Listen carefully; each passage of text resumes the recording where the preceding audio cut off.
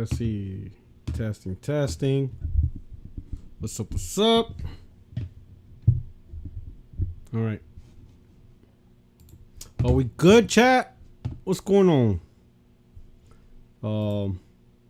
May have to, you know what I'm saying? The show must go on. It is a Thursday, you know what I'm saying? Normally the podcast is on Tuesday, whatever. So there's a chance the panel members may not be able to show up. But that's okay, because I'm here to rock with you guys. More interaction with the chat so we could chop it up with some great topics. Just want to make sure that we sound good. Grand opening, grand closing. Yo, that shit's like, that should be the new motto for the Xbox Series S. Grand opening, grand closing. Yo.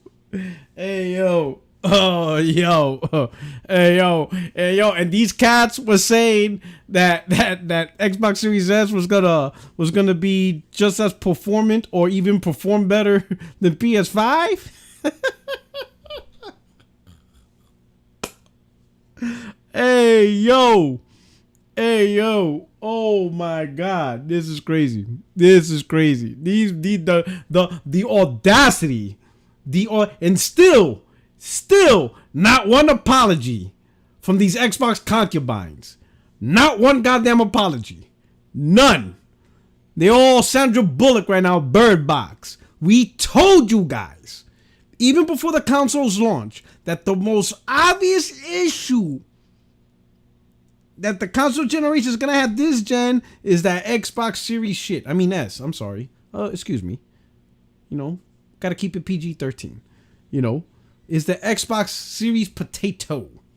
We just clearly saw it. The fact that the specs were so weak, but y'all concubines focus so much on the PS5 for no reason. Y'all focus on the PS5 on made up stuff that's like made up. Yet the actual real life factual specs that we were seeing in front of our face. We saw the specs on the Series Potato and we were like, yo, this is a problem. Like, how do developers gonna balance this out? Because these things are worlds apart. The only thing that was the same is the CPU. Everything else was different. And y'all didn't listen. You know? So I need to know, for all you Xbox gamers that really thought that the Xbox Series S was just simply an Xbox Series X but at 1440p, and that's it, because they advertised it. I need to know, how does it feel to end up being the side chick of the relationship? I'll wait.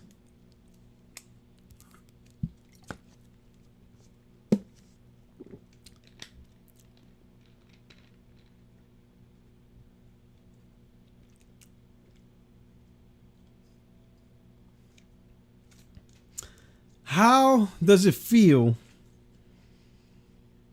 that Xbox was that dude that had no intention of actually ever marrying you? I'll wait.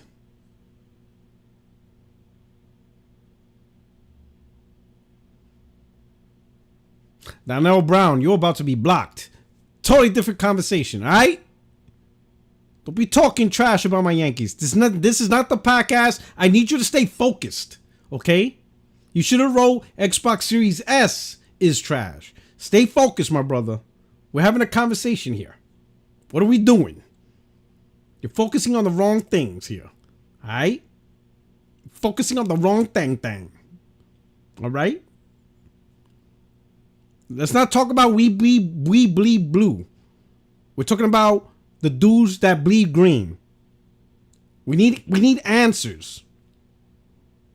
You know what I'm saying? How does it feel being the bottom chick now? Like, you were promised a ring. You were promised the house. And come to find out, dude was already married with kids. And the only thing you ever got in a relationship was getting back shots in the back of the Chevelle and maybe a trip to Red Lobster. I need to know how y'all feel now. Because y'all bought the Series S because it's a 1440p, 1080p to 1440p Series X. Lies. Jerry Springer says he is not the father. So whose baby is it? Whose baby you carrying? I need to know. Looking spooky. Looking spooky. All you 300 gamers, y'all got screwed. Because listen, this is just the seal being cracked. You know what I'm saying? The seal just got cracked. Because Phil Spencer realized he cannot allow this. Listen, let me explain. If you don't, you know what? We're gonna push this over. We're gonna talk about that. Is it Maury Povich? Oh, my bad. I said Jerry Springer. Maury Povich. You right. Somebody be watching that show. All right, let's talk about something else. Let's. You know what?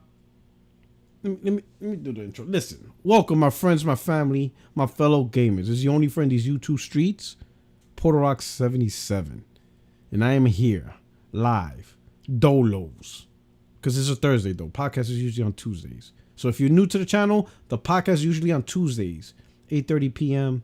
Eastern time, but I had to reschedule it due to complications and other priorities.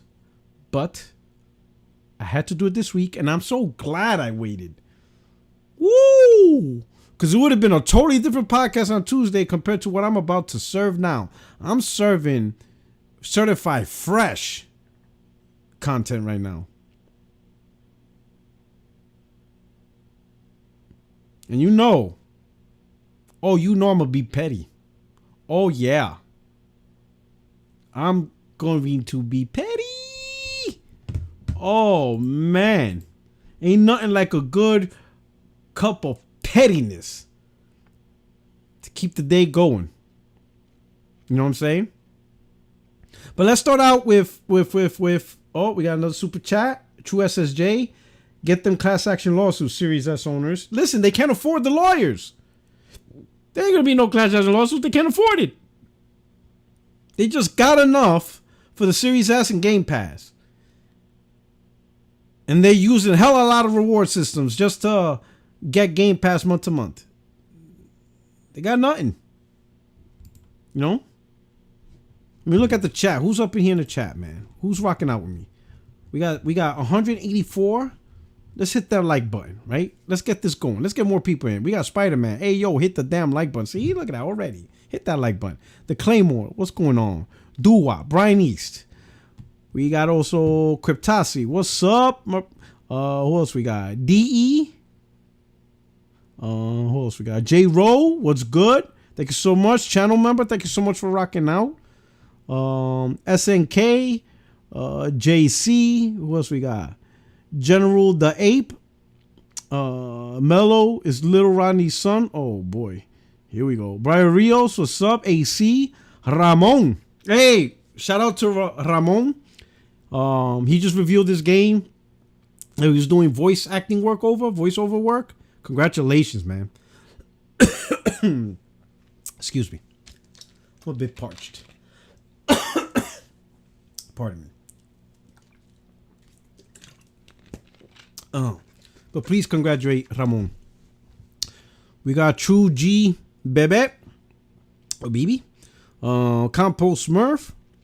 Who else we got up in here? La Flowers Lewis. Freddy. We also got BMO. D True 49. What up? The V. King Gut. MXG. Wani Tuda. What's going on? What else we got here? NG the Atheist. Henry Lau. Welcome back. Kelly Yuga. What's going on? Who else we got? J Lou 83. Mary Wilcox. Welcome back. SSJ. Philness bent the knee. Almost deaf. Of course, Donnell Brown talking trash, trying to derail the topic. What else we got? Bone Slave. Starfield Game of the Year. I see it happening. All right. Good luck with that one. Wadawana. What's up? Neil Augusto. Let's see. Liza P. Inspired by Phil Spencer. Facts. Who else we got here? The V. Ashley. What's up? Let's see. I feel bad, dude. We spent all this time trying to warn them, and now we're here mocking them. Listen, they didn't want to. Listen. Ashley, they didn't want to listen. In fact, they mocked us. They called us fanboys, ponies. You don't know technology because they spent 1,000 hours listening to podcasts and they got it all figured out. Now look, they reap what they sow. You know. Diablo Dark Matter, what's up? Of course, Ramon. Everybody congratulate him. Who else we got up in here? Andre Wilkins, King Manuel, and who else we got here? True SSJ, of course. Let's see, we got going down the line. Gamer of Light. Again, hit the like button, please. Sincere 06.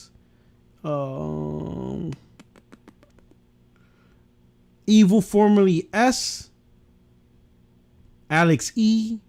Thank you for rocking out. Buck. Chaos. You know what I'm saying? All right. So I hit up what we got, you know. But as new people come along, hey, we'll truly appreciate it if you hit the like button. Retweet this or re-X this out. I guess that's the new phrase. We're going to re-X it. You know, X this out. Get the community growing. And we're going to hit it up. We got a new channel member. Bio Boost 441. Thank you so much. Welcome aboard to the 60 Phrase Don't Like family. I hope you stick around. I hope you enjoyed the growth. Good things are coming. You know what I'm saying? And I hope you enjoy today's podcast. Donnell Brown, did you see Foxy UK crying on Twitter because Sony fans to calling him out for lying? No, I have not. So we have each other blocked. So if you could maybe do a screenshot, hit it up in the DMs, let me know. Telling me he didn't keep it Foxy? Let me know. Series S is now the ex-girlfriend who won't leave. Oh, man. Yo, it's crazy. It's crazy. You know what I'm saying? Series S is that girl who thought she was going to get the ring from a guy who's already been married for like 10 years and has like 4 kids. How you have? In fact, I need to get answers. Xbox community, Series S gamers, how do you feel? And keep this in mind. Don't even come and say, oh, it's just this one time. It's just split screen. That's how it starts. That's how it starts. It always starts like the road to being screwed over starts with a single step. You best believe every time now because Phil Spencer cannot give. You know what? Let's move on to the top. We'll go. We're gonna deep dive in that. I know you guys want to go in. I know, but we gotta talk about what's on the screen though. We gotta talk about this PlayStation, right? But let me read some more super chats. Wadawana. Series S is now here. We got the ex-girlfriend, and then we got Victory. $10 super chat. Thank you so much. Rocking out. We rocking out. It says games are allowed to be released incomplete on Series S. They drop feature parity, but they didn't drop price parity.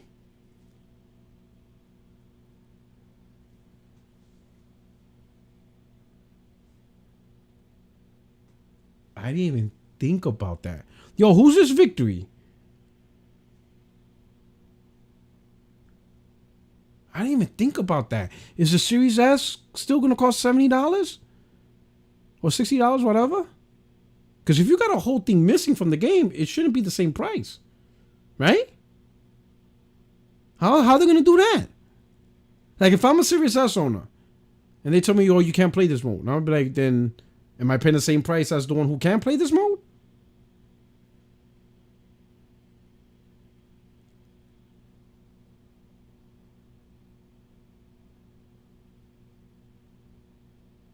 Victory, I don't think you realize you gave me some. How do we get in? Oh, you can't get in? Are you blocked or something?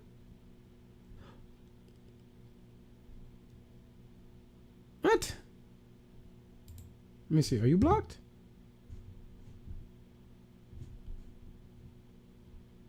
Oh, my bad.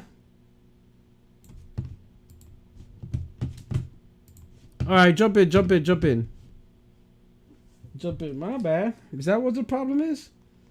I had, for whatever reason, the user limit was set to 1.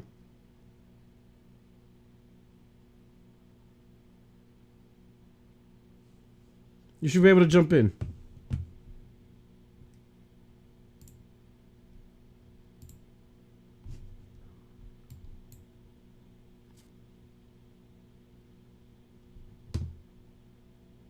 Hey, yo, E4xtreme. Yo. Yeah, my bad. I had it for some reason. I had it at blocked that one user. All right, no problem. So that's right. That's right. Yeah, man. So what's going on, man? Hey, we're gonna have a great time today. But anyway, let me finish the super chat with Victory. So, but they asked, didn't drop price parity. Series S owners will be paying same price for lesser versions. Phil Nest. Hashtag. They got Phil Nest. Ooh. Okay, I haven't been listening up to now, so. Oh, don't worry. We'll cover that. Yep. Shout out, True SSJ. Sad to say, my bro. I'm so sorry, True SSJ. I know you came in last week. Oh my God, I'm so sorry to hear that, bro. Hey, my brother, man. Condolences to you and your family, and my prayers. I am so sorry to hear about your brother passing. Oh man, I'm sorry. Damn, bro. Hey, man, I'm really sorry about that. That's a real downer. You know. Hey, condolences to you and the family, bro. I'm sorry, man. That's a downer. I'm really sorry, man. And truly, SSJ is a good dude, man. I wish I hope the best for you and your family. I really do. I know that's a painful. Well, I can't say I know, because knock on wood with my brother. But I'm sorry. All right. We're gonna try to move. Oh man, Drew, SSJ really making this hard, bro. We're gonna try. We're gonna try to cheer you up a little bit as best as possible. You know what I'm saying? But to the chat, thank you so much for showing some respect. Hey, so Extreme, man, how you doing, brother? Yo. Hey, listen, man. I'm doing pretty good. Just woke up basically. Okay. So yeah. Yeah. I'm here now. I'm here now. Hey, you pushed the gonna video. I did. I actually did. I created a video for the PlayStation Portal. First video. Yeah, copy paste the link and put it in the chat. Everybody check out Extreme's channel. He did his first video, so he finally popped his cherry. He popped his YouTube cherry. Now he's gonna hoe out. Now he's gonna do nothing but be a hoe. He's gonna be a content creator hoe. I will accept all super chats, super thanks. Just go ahead and send the money already. He's gonna hoe out like the rest of us. Cash out, Cash App, PayPal. Oh shit, this guy. Wherever you find me, just send money my way. Oh shit, even on the tin can on the corner. Just drop a couple of coins on the way when you walk. TikTok Live is next. You know what I'm saying? TikTok Live is next. He's gonna do a TikTok Live. Oh, here we go. We created a monster. Here we go. There we go. All right. Gang. All right. gang. No spicy. There you go. You're that phrase is actually my favorite. When I saw that one, I busted out laughing because she went, "Oh, whatever, what? No spicy." I was like, "What the fuck? What was that?" The no spicy. Oh man. There you go. I will be spamming the no spicy just to hear that. She goes, "No spicy." That shit is hilarious. Exactly. It's just some weird shit, man. Anyway, that's a whole different conversation. But hey, let's go talk about my favorite's gonna be Portal. It'll be a Portal. Portal. So we got the Vegeta. The PS Portable is straight dumpster juice. Ooh, let's talk about it, right? We're gonna talk about it. All right, so Sony officially announced, not officially, when we kind of knew already, but now they officially unveiled the new hardware suites across the board. Now the official name is the PlayStation Portal, which is PSP technically, right? PSP, PlayStation Portal. The new Elite headset and the earbuds, right?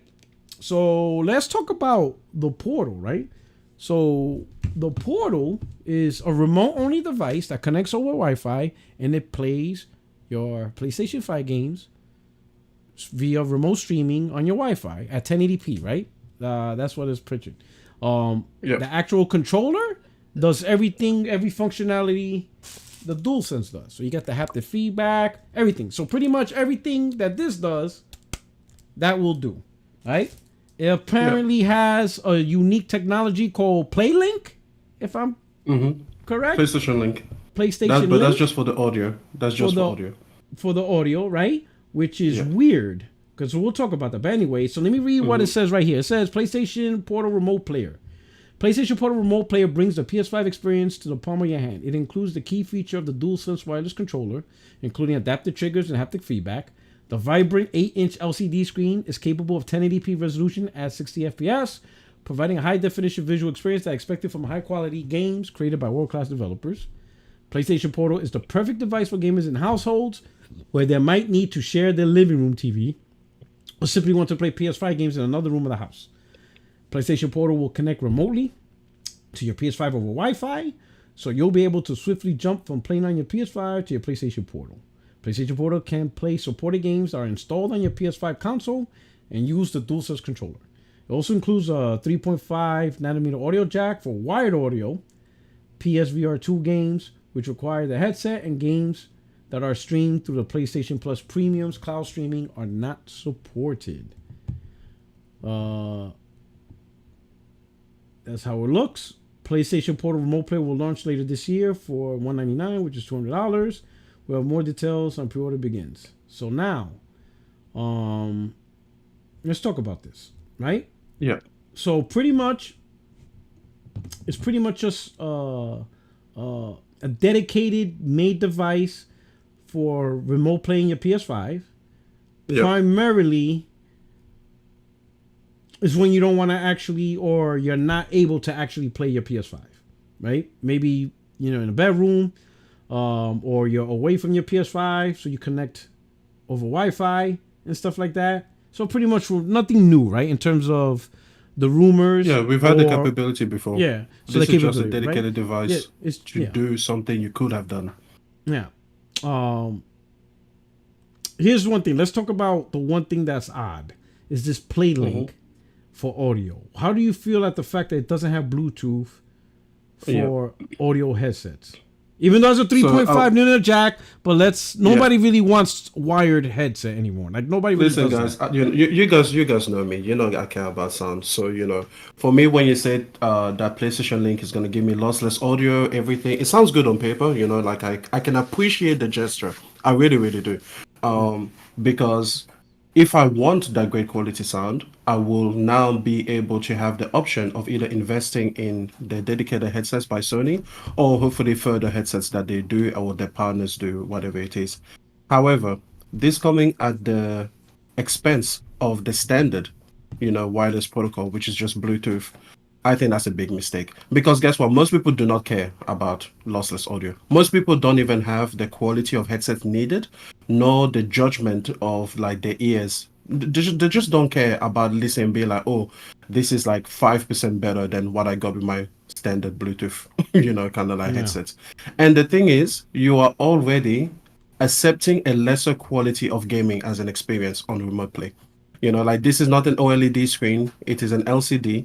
This is 8 inches in the palm of your hand. It's not 65 inches, on your wall, and it's not 42 inches in front of you at your desk or whatever it is. You are already accepting that this will be a step down from what you will get in your dedicated gaming space. So the fact that Sony did this to the exclusion of just their commonplace protocol, I think they should get ridden hard for that. That is just shooting themselves in the foot. Just as this device was starting to make a lot of sense, and people were like, I could actually see it. You go and you do this, and it's like, why are you dumb? Like, why did you do something so asinine to me? Now, the only reason that I can think of to have it is that when I use a third-party remote play app on my phone, it tells you that if you are experiencing dropouts, you should turn off Bluetooth audio because that messes with the data packet streaming, whatever. So it could be that there is a technical reason behind it, but I think that they should not have made this device at all if that was going to be a compromise that was necessary. Or if they're going to do that, they should at least come and tell you why. They should be like, guys, it's just to give you the best remote play experience so that you at least understand why the trade-off is there.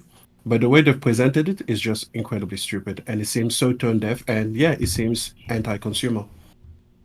You know why you hit it right on the nail, because like I don't get the point of trying to push high-end premium audio, which I'm not saying I don't get high-end premium audio. I don't want people to confuse that. I understand high-end premium audio. I just don't understand everything else is downgraded though.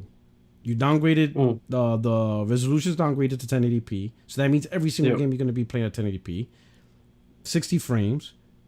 The screen is LCD, it's not even OLED, and it's 8 inches. So you're downgrading on average, let's say anywhere between, a 40 plus to 60-inch TV. That's 4K, VR, high frame rate, all this stuff, right? Yeah. And you're downgrading it to this experience, but you want to have the best audio. That doesn't make sense. Yeah, exactly. And the thing is, it sells itself for convenience. Yeah. So it's like, why are you then taking away one of the key convenient things? Like, it's literally all this device does.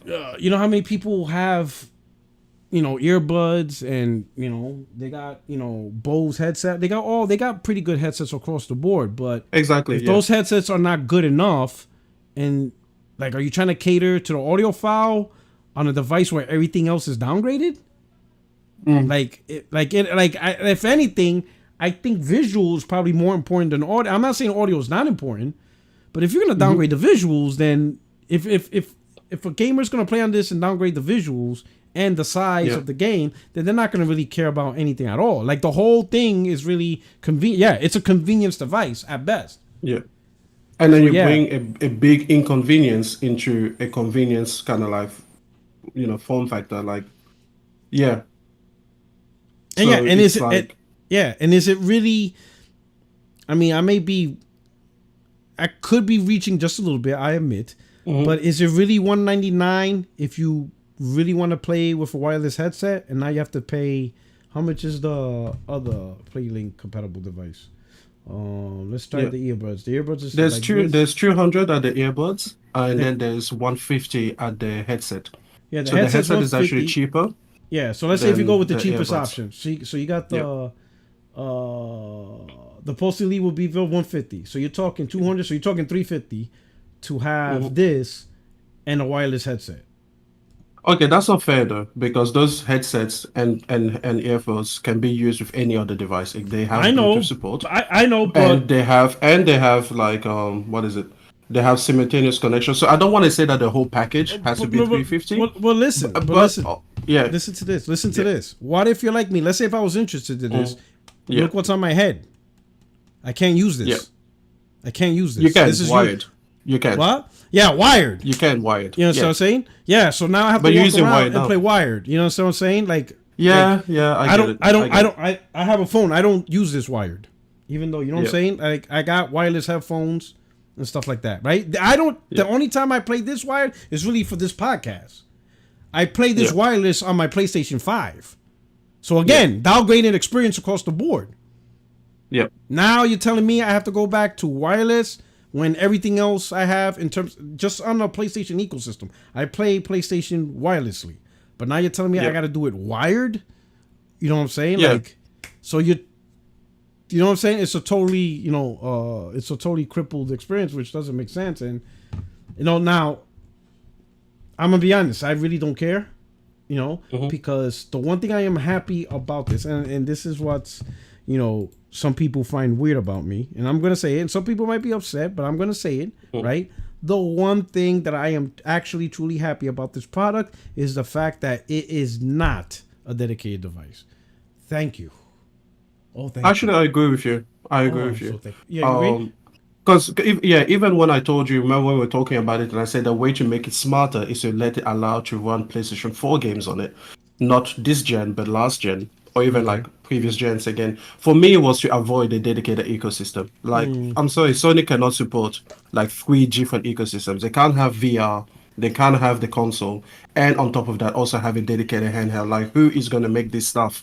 They will need to go out there, be a Microsoft, and then create brand new studios, or take studios that are already making PlayStation games and be like, nope, you're not making handheld games. So this notion that people wanted that's why I call it the PlayStation Portable, the PSP, because I'm like, this is as close as we're gonna get. Like, just accept it. This is it. This is your PlayStation Vita 2. If it isn't, then you get nothing. You get nothing. That's get nothing. You hit it just on the nail, because I am so happy, because I'm not a big advocate for mobile gaming. I don't really care for mobile gaming in general, right? But I definitely, and it's not like this is new.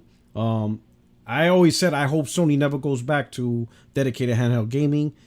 I always said I hope they have no more aspirations to do anything in that market. So this being the remote device, I am so happy because that means there'll be no resources for dev time, right? They don't have to spend money to build new dev studios, or they're not going to task their current studios to start making, mobile dedicated exclusives. And that's what I'm so happy about. I'm like, thank God we dodged that bullet. I'm so happy. I would like a pro version of this that does exactly this, but then on top of that has the juice to be able to run like certain PlayStation 4 titles, even if it is a limited library. Because I think that out of the 4,000 PlayStation games, if you could give me 500 available where you're like, hey, you can download these locally and play them. Games like I play card games, Slay the Spire, Inscription, things like that. If you could tell me, okay, well, you can do that now on the go, so it becomes a true PlayStation Vita experience for me, because the Vita for me was never about the Uncharted, like games. It was always about small games I can just quickly dip in and out of. So again, that is as far as I want them to go. And then they'll be like, you're not getting any new exclusives for these things. No games, okay? Yeah. Xbox released a console without games. They should be able to make one too. So they'll just be like, no new games, this library, that's it. That's all you can buy. If you have them, download them. If you don't, you can buy them. But that's as far as I want them to go. Me, as far as I want them to go for this, is just add, their cloud technology, a cloud app, so you could play all those games over the cloud. I want but then we'll go to I want zero native capability. I don't even want them to think native. Nothing. Like you get nothing. Make it, add 5G, add a PS Portable Pro with 5G capability and the ability to connect to, the streaming service, whatever they want to call it now. I think, they shut down, what was it called? PSN Now. But now, I mean, they still have streaming, but I don't know what they call it. Whatever they call their streaming service, or whatever they will call it, let this device or any new device do that. But no native, nothing.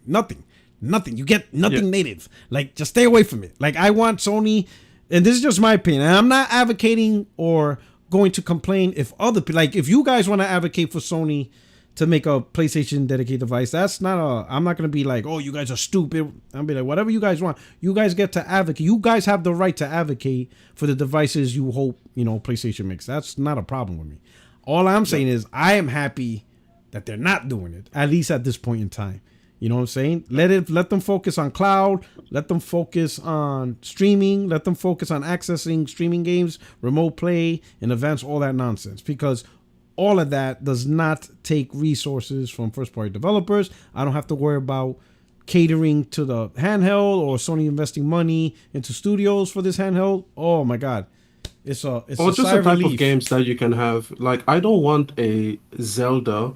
I don't want PlayStation Zelda on a Switch-like hardware. You know what I mean? Like, just games where the graphics aren't there. Like, I want every single game that comes from first-party studios to outdo Horizon Forbidden West. Because for me, that's the benchmark. You have established it, and they will not be able to do that on a handheld. So I'm like, I'm not interested in this experience. Just let me have my PlayStation. That's what I bought it for. I want high-end quality gaming. I understand that other people are going to have other types of games that, I might be like, oh, mechanically that might be sound. But if it doesn't come with the graphics and the bells and the whistles and all of the things that I'm used to, I don't want it. It's not what I want from PlayStation.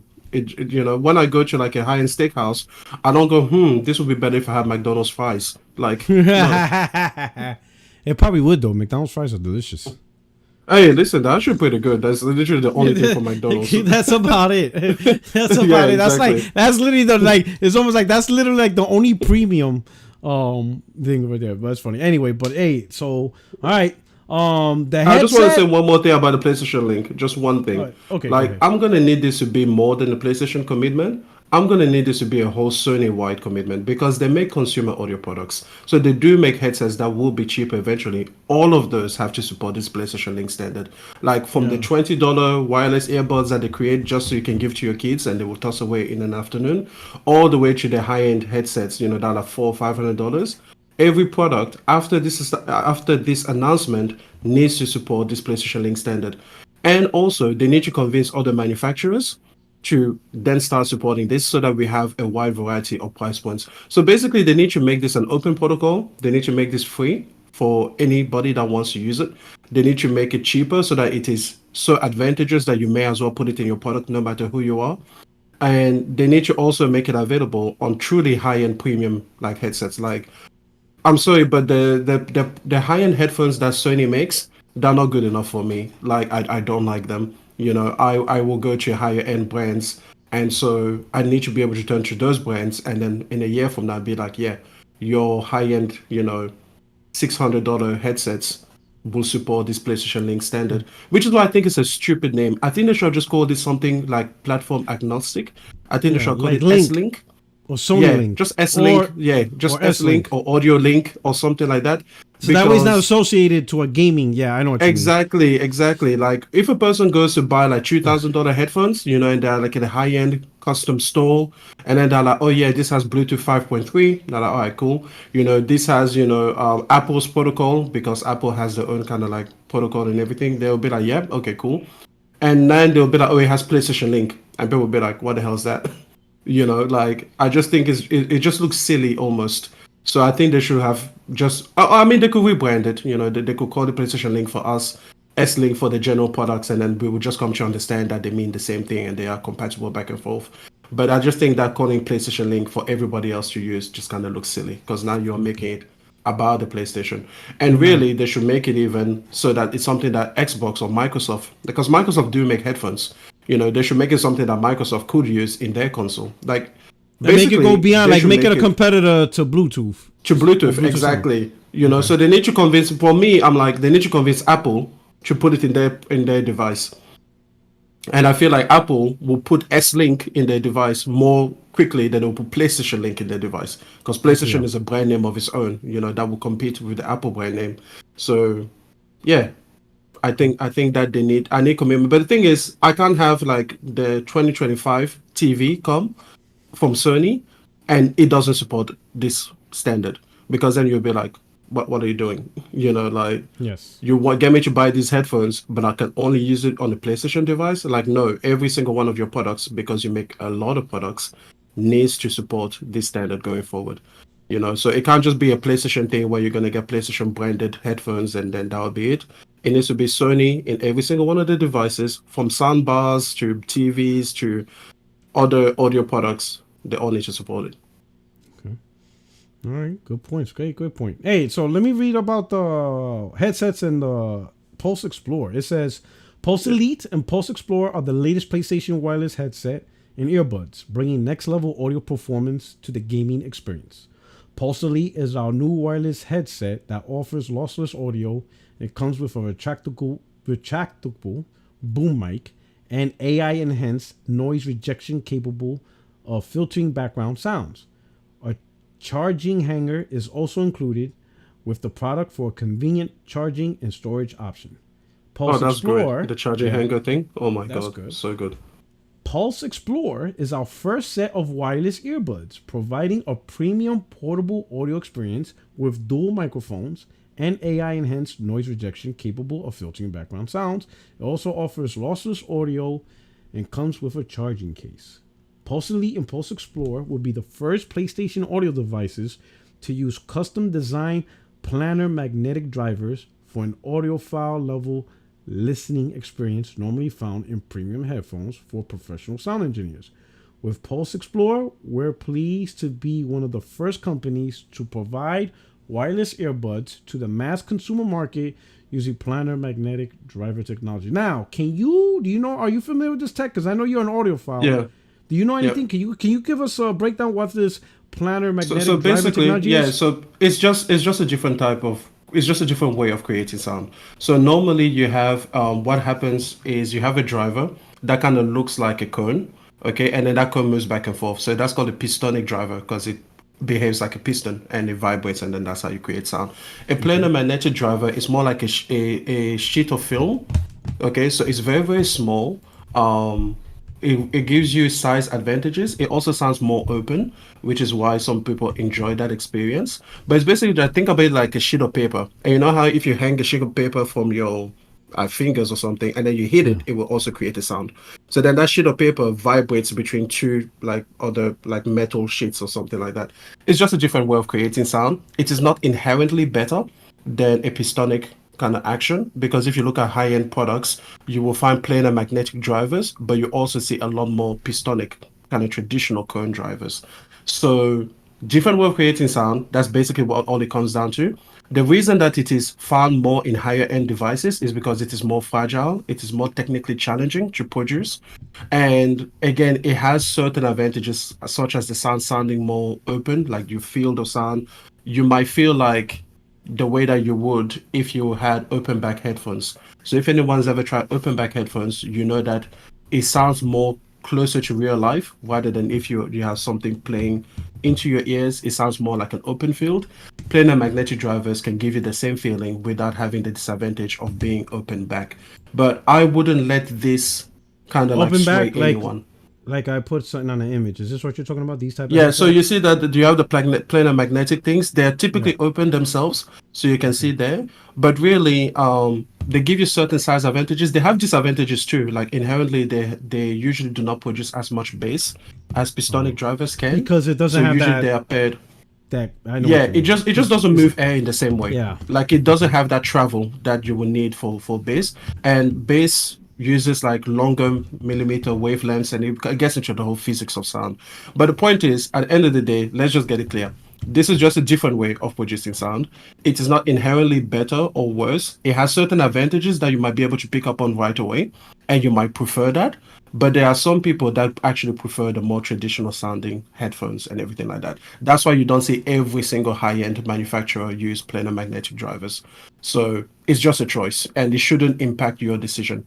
If you buy these things, buy it because you want these products. Don't buy it because it has a planar magnetic like technology to it. All right, go. Okay. All right. Thank you so much for the education. Now let's move on to the juicy topic.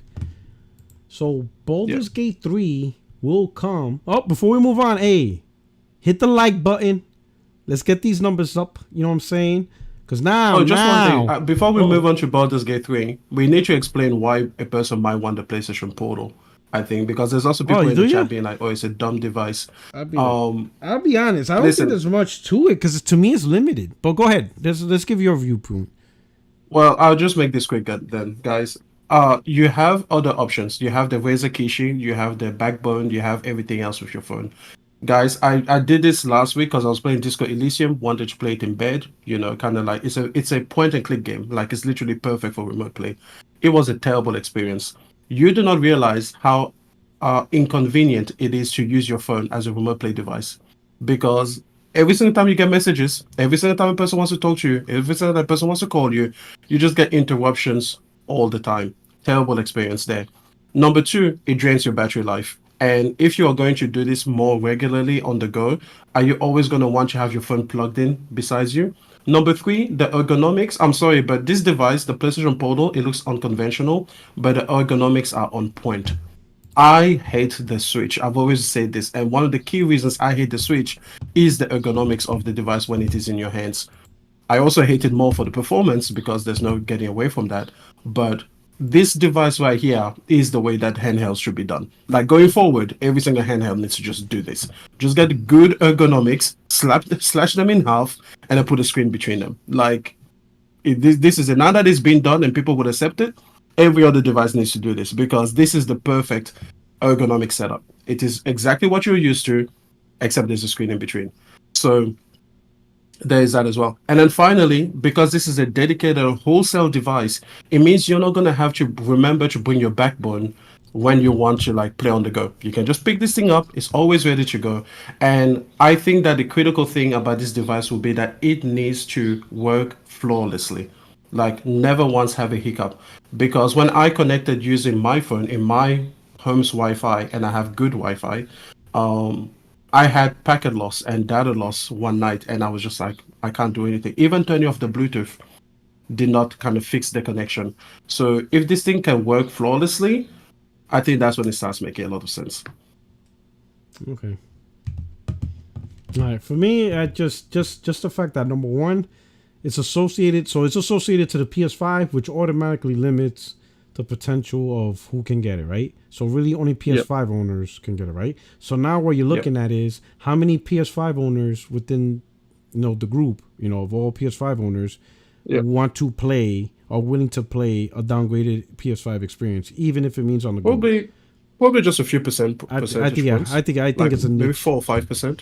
It's niche, yeah. It's a niche product. That's pretty much it. But the thing is, that's good. I think it's that limitation is what makes it compelling, because there are going to be some people that want that kind of like, I like having dedicated devices for one specific thing. Like my cameras that I have for photography, they're really terrible video cameras. Like they can do video, but they're really not, they don't sell themselves on that. And I like that because it gives me just a capability of what I want and none of the frills that they wouldn't be good at anyway. So I kind of like the limitation. Okay. And then the second part is, can you really, the term mobile is very shaky. And the reason why is because when we talked about this, in fact, you brought it up first. Yeah. The moment you leave your house, it becomes a useless device until you hit the next point that has a Wi-Fi spot. Yeah, exactly. And it has to have good Wi-Fi. Yeah, and it's good because if you go to McDonald's, good Wi-Fi. Good Wi-Fi, right? Like even if you go to a hotel, you have to pay for the good Wi-Fi to actually, because the free one is usually just for email and basic stuff, right? So really, most people are just this is not mobile. This is not mobile. It's not mobile. It's convenience in your home. Portable in your home. And you should only ever think about it as 3 places. Okay, there's only ever 3 places you should plan to use this thing. And if you don't have at least 2 of these things, okay, if you don't have at least 1, you have your home, just your home, okay, gotta have on your good Wi-Fi. Your partner's house, in case you happen to live away from your partner and you sometimes go overnight and you want to just bring your games with you. Okay. Maybe if you're rich enough to have a secondary residence, maybe that's a beach house, maybe there's like a holiday spot that you like to go to, and you're like, they have good Wi-Fi. What's that thing called? God damn it. Not hotels, but a lot of people are doing it with their homes. Airbnbs? Airbnbs. That could be. But even the Airbnb, you might not be sure about the Wi-Fi speed. Yeah, that's true. Unless you're in Europe, then you're good. Yeah. So again, you have your partner, yours, and then maybe again, if like a vacation spot that like you're not guessing, is going to have that. If you have 2 of these things, that makes a lot of sense. Because when I was dating my previous partner, and I would go to her house, and I would be like, oh, I can't do any gaming now. This would have been a perfect spot because I knew her Wi-Fi speeds, I knew my Wi-Fi speeds, and I know that those will be easily compatible because I did it with the PlayStation Vita. When I had my Vita, I used the Vita for little games like I was talking about that are handheld, but then I also used it primarily for remote play. So I absolutely love using remote play on my PlayStation Vita. So that's it. Those are the reasons why. If it doesn't appeal to you, it doesn't appeal to you. Don't force yourself. There's no thinking about it. Like even I'm not gonna buy it like right away because it's just the amount of times I want to play in my bed compared to just have the full experience. Very, very small. So intrigued, but not gonna buy it right away. Shout out to Buck. He says Starfield plus ABK. Xbox not caring about the Series S. Well, most Xbox are Series S owners. That's the majority of the crew. The majority of Xbox Series gamers are side chicks. And with this segues. Boycott activity says PlayStation Portal Party. You know what I'm saying? Hey man, listen. Some people are gonna keep the game on. Next topic. Let's roll into the next topic. Baldur's Gate 3 will come to Xbox this year, dropping split screen on Series S. That's why I said don't call it exclusive. Yeah, Baldur's Gate. Yeah, that was always a dumb argument. But Baldur's Gate 3 will become the first title on Xbox Series S to not have feature parity with the Series X. And notice the term is first. Why? Because more coming. Yeah. Baldur's Gate 3 has been in the wild on PC for a few weeks now, with the game's PlayStation launch coming in a matter of days. Unfortunately, there's still no release date for the game's planned Xbox launch, and it's because developer Larian Studios has been struggling to get the game's split-screen co-op mode working properly on the Xbox Series S. Xbox makes it clear that it wants feature parity on both of its consoles, which meant Larian couldn't ship the game on Series X without getting split-screen sorted out on Series S first. However, seems like Microsoft has had a change of policy over the past few weeks, as Larian co-founder Baldur's Gate 3 creative director Sven Vinsky has revealed on Twitter that Baldur's Gate 3 will be coming to Xbox console this year after all, as the company has allowed them to release the game on Series S without split screen. Now, what's funny is this news, apparently Microsoft actually sent their first party developers to help them out, and I guess they realized, this can work. And this is one thing I've been telling y'all. Microsoft's own first party can't even fix Xbox Series S issues. What makes you think third party's going at? This is just proof that the Series S was just so bad, right? And then also, not only that, but we have and another one. What is it? Give me a second. Another game, Lords of the Ring, delayed on Xbox. Oh right, yeah. Yeah. So here's another one. What is it? Here you go. Here we go. And this is another one. New Lord of the Rings game delays Xbox version. Xbox Series S version of an upcoming co-op Lord of the Rings game is virtually being pushed back into next year. The Lord of the Rings Return to Tomorrow has been delayed for Xbox Series XS with a new release date early 2024. The delay has disappointed Xbox fans, but PC and PS5 versions are still scheduled for October. Listen, Phil can't keep this up. It's like, I'm sorry. You know, there's one thing. There's one thing, you know, to call Series X Xbox Series S weak or whatever, but for Phil to allow timed exclusive content on PlayStation without them actually putting the effort, just simply because the Series S is a piece of trash, he can't allow that. Yep. So this is not going to be the only occasion where parity is going to be broken. It's going to be a common thing. Right? Because they're finally going to treat, in my opinion, Series S the way it's always should have been treated. You decided to buy the Wii console, so you don't get the good stuff. You know, it's like buying airplane tickets. You want coach, fine. You get coach service, but don't complain that you don't have the water bottle already at your seat. You get a basic menu. You don't get the premium menu. There's a lot of stuff you don't get because you didn't pay for the premium ticket, right? And we told gamers this even before launch, like, this is going to be a problem. Series X owners going to be screwed. And guess what? Like now Series S owners was the girlfriend who thought she was going to get the wedding ring. Only come to find out the man she was dating was already married with kids. Man, so what do you think about this? Yo, listen, Xbox did what they needed to do to save the public image, but as a Series S owner, if I were one, I think they should get sued because that wasn't what the deal was, okay? The people that got the Series S did not make it up themselves. It was Microsoft that came to them and said, you will be able to do everything the Series X can do, just as a lower resolution, okay? And yeah, actually, no, they said lower resolution. They didn't even say lower frame rate. Yeah, just at 1080p. They said 1080p to 1440p. No, they said 1440p, 120 up to 120 frames per second. So they've already been lying, you know, in terms of that performance was not met. But that I think that's forgivable. You know, it's whatever, because they can just say, like, we are going to make sure that we give you these things and third party doesn't have to, so it's whatever. But this thing here is a broken promise. You say that it will be able to do everything. Split screen is part of a thing, so it is part of everything. So yeah, they should get a class action lawsuit because you didn't you didn't keep up your promise. And the majority of people bought the Series S. So again, it's not like they sold it to a niche group of people or to a niche segment of their market. They sold it to the majority, having promised them this feature parity. So I don't mind it because I don't care. Because I think Xbox gamers, you guys deserve every single thing that you get. Like, I have no sympathy for you. Good luck with your trash ass console ecosystem. Hey, no, it's about the ecosystem now. So good luck with your trash ass console. Enjoy it, you know, enjoy your Game Pass. It's pathetic. It is, you know, this is exactly what I keep telling you. This is exactly what you get. You get what you pay for in life. So enjoy your discounted gaming lifestyle. Okay, this is what you wanted. Let me shout out to Victory with another super chat. Baldur's Gate 3 being a Game of the Year contender may Phil swallow his pride and drop that parody, but he doesn't realize that can of worms is he opened. And they sent devs to help Larian just to backpedal anyway, right? Victory made a good point, but I want to touch on, if you look at the screen, this is straight from support.xbox.com. So this isn't IGN, misrepresentation or anything. This is straight from Microsoft, their own Xbox website. And it's Xbox Series X and S frequently asked questions. The next generation Xbox consoles are here. Here's what you need to know.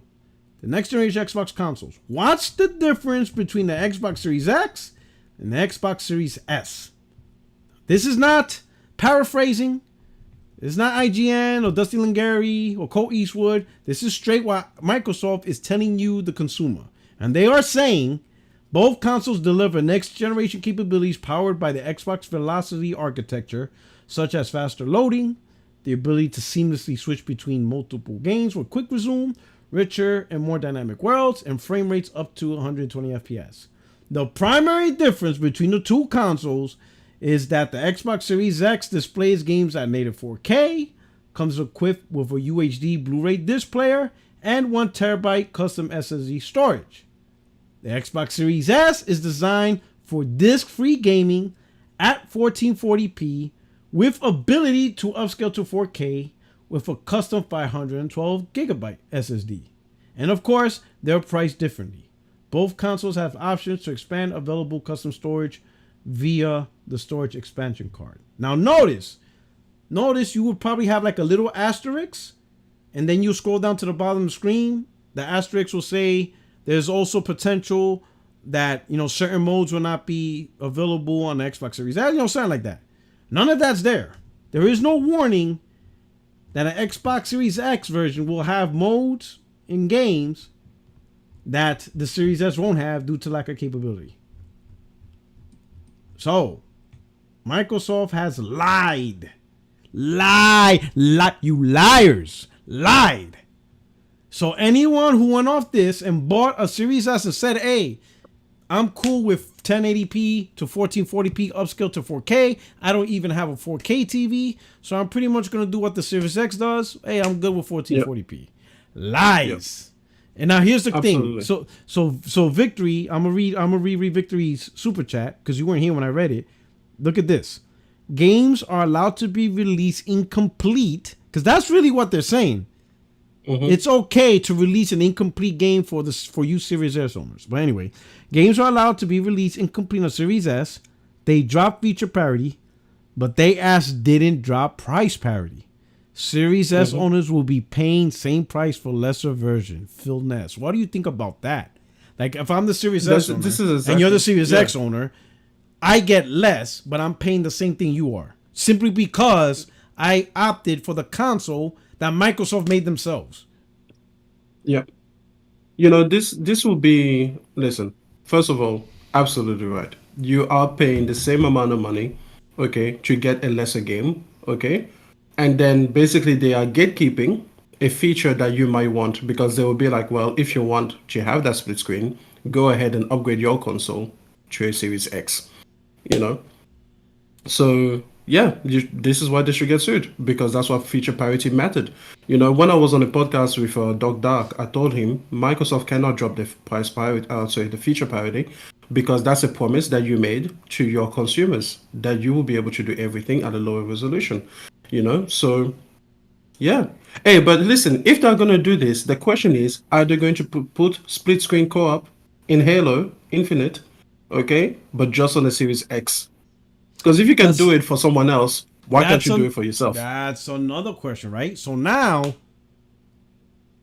it's a lose-lose situation for them. It's a complete L. Absolutely. Because now, let's say it was because of the Series S owners, they couldn't get split screen co-op.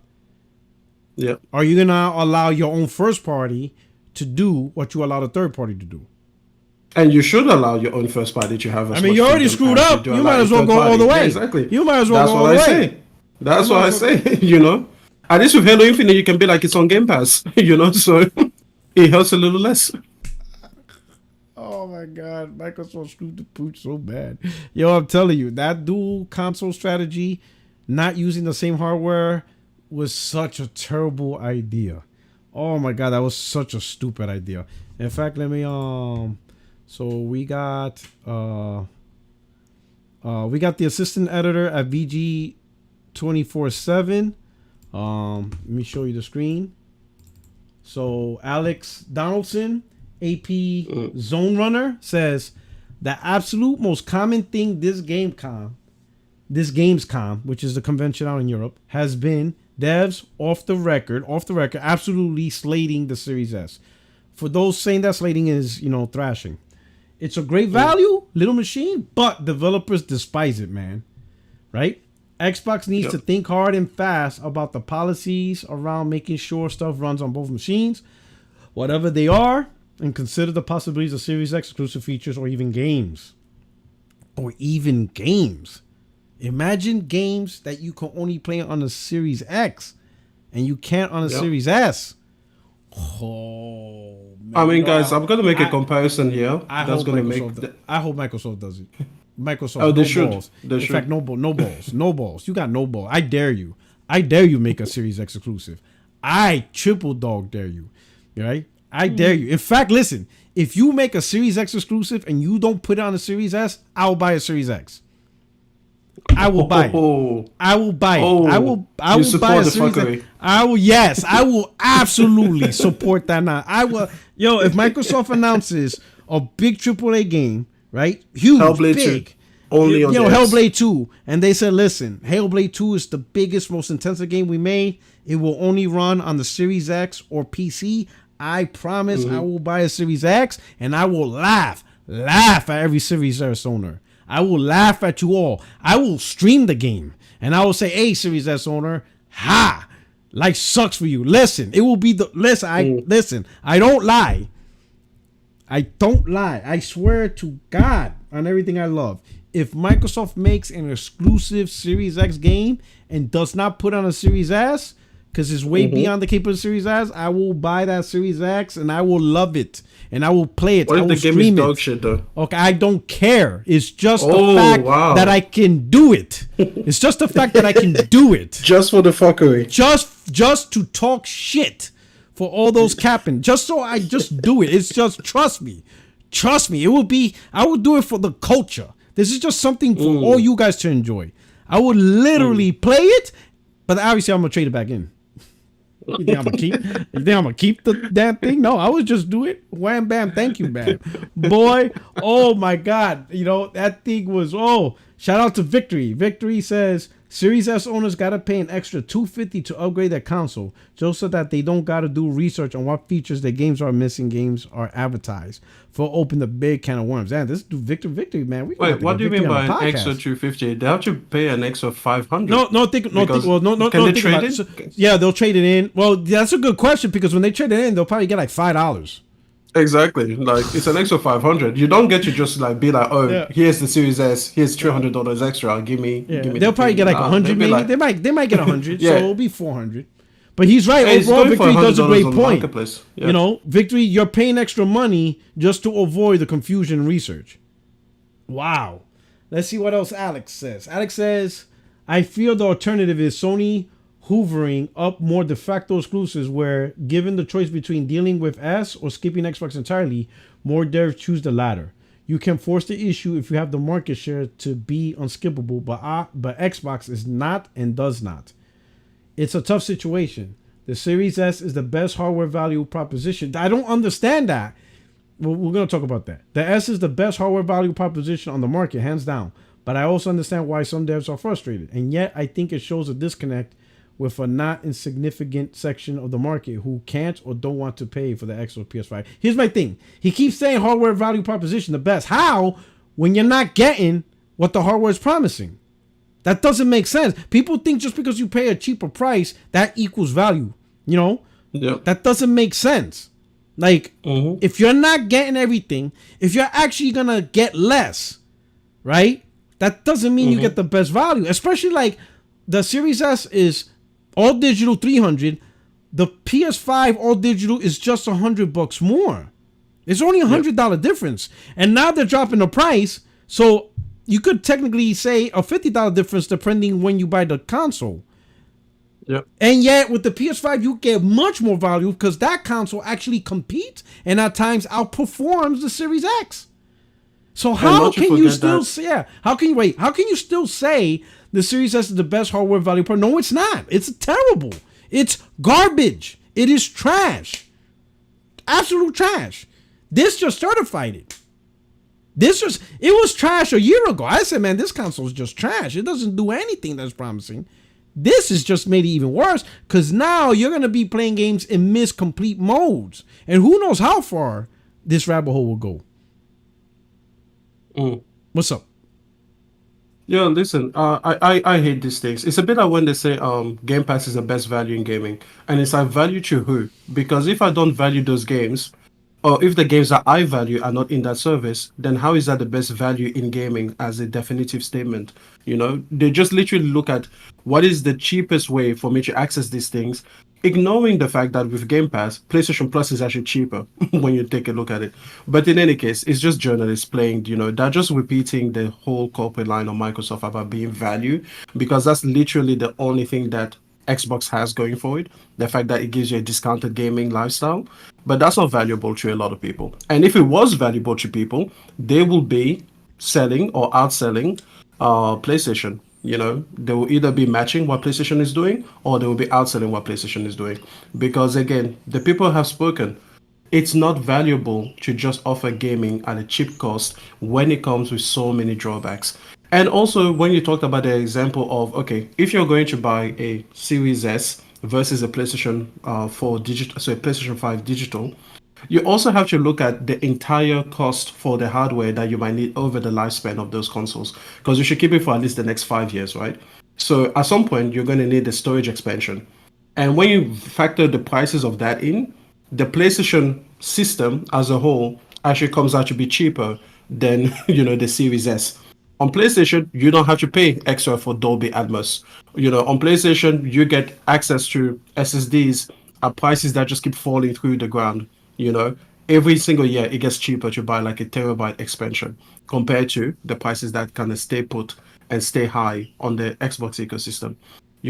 On PlayStation, you have far more sales. And again, their subscription service, if you want a PlayStation Premium versus Game Pass Ultimate, per year, PlayStation is far cheaper. So when you actually, take a look and tally everything that will go into your gaming life, if you are the type of gamer, again, that is supposed to want everything to be cheap, so you're trying to maximize what your dollars can get you access to, then PlayStation is far cheaper and far more powerful than what Xbox can offer you, even at the entry-level console. Mm-hmm. Great points. Hey, we got over 400 people. Truly appreciate it. Thank you for rocking out. Please hit the like button. Thank you so much. We'll get this video trending. And also, please retweet this out or re-exit out. It's just I can't get used to the X rebranding. I just can't, right? But push this out to your favorite social media platforms, right? But thank you so much for taking the time to hit the like button. Now here's another point Alex made, and this I don't get. I think it genuinely exposes a disconnect between where many consumers are, which is why the S is more than half of Xbox sales, and the mentality of devs who want to push boundaries. But here's the thing, Alex. You said, I think it genuinely exposes a disconnect between where many consumers are. Where are the many console consumers right now? Can you answer that, Extreme? When you think of console consumer, there you see, Extreme. This is why I mess with you, bro. This is why you here. Wow. Alex, you set it up. I put it back in the. You know what I'm saying? Easy. I threw the pass. I did the Dwayne Wade pass, and you let LeBron James. You came in and dunked on him. I was like, that's it. I did the no look pass behind the back. You just came in, scooped it, and dunked on him. You know what I'm saying? That's how we did. That's how, you know what I'm saying? Easy work. But let me ask you this. He doesn't realize that. He says where many consumers are. The many console consumers are not on Xbox, period. Even when you combine both the Series X and X. That's why more and more now you're seeing developers. And I would imagine it's also publisher influencer, because publishers are all about the money. They're at the point to be like, you know what? It's financially not worth the trouble, because the longer I have my developers just stay in the office trying to figure out the Series S, that costs me money. Because it's not like they're doing it for free. Every extra hour they have to stay in the office is more money that comes out of the publisher's money. And they could be like, you know what? We're not doing the Xbox version. It's just not worth the money for a consumer base. That's not the majority. You only have 20 million. And a lot of you only care about Game Pass anyway. So that's also, let's subtract a certain amount of gamers from there. So it's like, you guys are not worth it. We're not going to spend this much money or time on your platform, whatever. It's going to be a PS5, PC exclusive, or PS5 PC for now. We'll work on the Xbox if we feel like it, right? So it's not. There's no disconnect. The industry, the primary focus in terms of consoles is PlayStation. It's an Xbox problem. The genuine disconnect is, how did Microsoft screw up?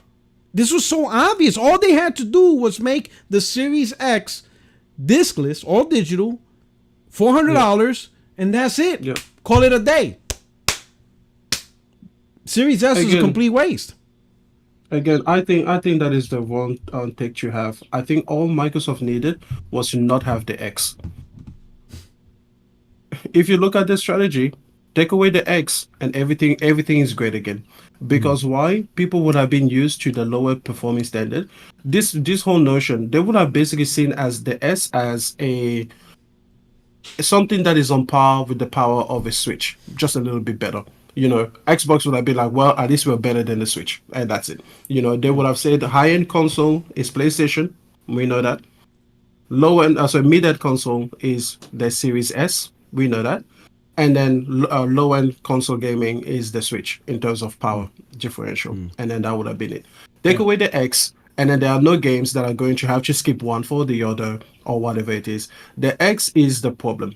The problem is that it exists, and it promised things, and it gave the impression of high-end gaming, just like, oh, it will just be scaled down. And what you realize is that you're not getting the same steak as the other guy, just minus the fries. What you're getting is just like the mashed potato from last week. that's what you're getting. It's moldy, it's stinky. You're in the same restaurant, but that's what you get. And he gets like the premium steak, the premium sauce, and everything. Except he has to smell your meal because your dog shit is next to his. So no one's happy. Yeah. So if you had just decided to get rid of the eggs, then suddenly everything will make sense. I think because the Series S by itself, even if you get rid of the X, the Series S is still a problem because it's still weak. But so it's a problem for who? Yeah. Who is the problem for? No. For in terms of third party, it's a problem for Microsoft because let's say if there was no X, then Baldur's Gate 3 would just be technically a console exclusive because it would never be on the Series S. No, it is going to the Series S. It is going to the S, just without split screen. So that's what they would have done. Oh yeah, that's what third party would have done. You see, you take the X away, and then suddenly everything is great. Yeah, I think the strategy Microsoft might go next gen is like, because I don't think they're gonna go with the same strategy of, hey, let's try to have the power narrative. I think they realize that narrative just doesn't work. No one's really interested in the most powerful Xbox. It just didn't work for them, right? Yeah. But the Series S is a little bit too weak. I think they're gonna go somewhere in the middle, right? Just enough to have good power, so across the board they have, they keep up with the technology, they keep up with third party, but again, not hitting that $500 price point, something more in the lines of $350, $400 consistently, and they're just gonna leave it at that. They're just gonna. I think they're just gonna go for the mid-gen. They're just gonna go mid-channel. They're gonna be between the Switch and the PlayStation. Just stay mid, right? Just stay mid. Just stay mid. Where they belong anyway. Because, just stay. Yeah, no shit, right? Mid brand, but they're just gonna stay mid, and just advertise. Game Pass. It's a easy access to console gaming. Get Game Pass, you're good. Now, if anybody who has this desire for premium gaming, that's when they'll truly leverage PC because they're putting games day one on PC, so they gotta get something out of it. So they could use that. And the best part is they will never be wrong.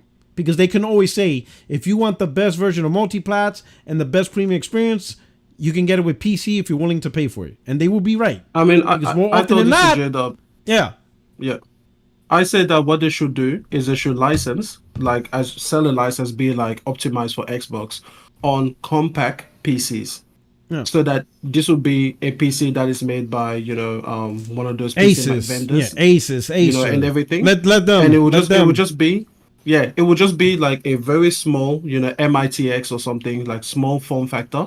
Because you will have a 4080 in there or whatever the equivalent is, like super powerful hardware, but in a small form factor, and then they will be like, yep, you can just go and plug this right into your, your TV and everything, because it would basically look a little bit bigger than a Series X, and then that will be it. But it will be Yep. a full PC. It will have Yeah. everything, and then the optimization will just be like, okay, we'll allow you to like sync up your controllers very quickly, just like push your controller next to this thing, and then they will wirelessly link up, and that will be that. It will be seamless experience. It will behave just like a console when you want it.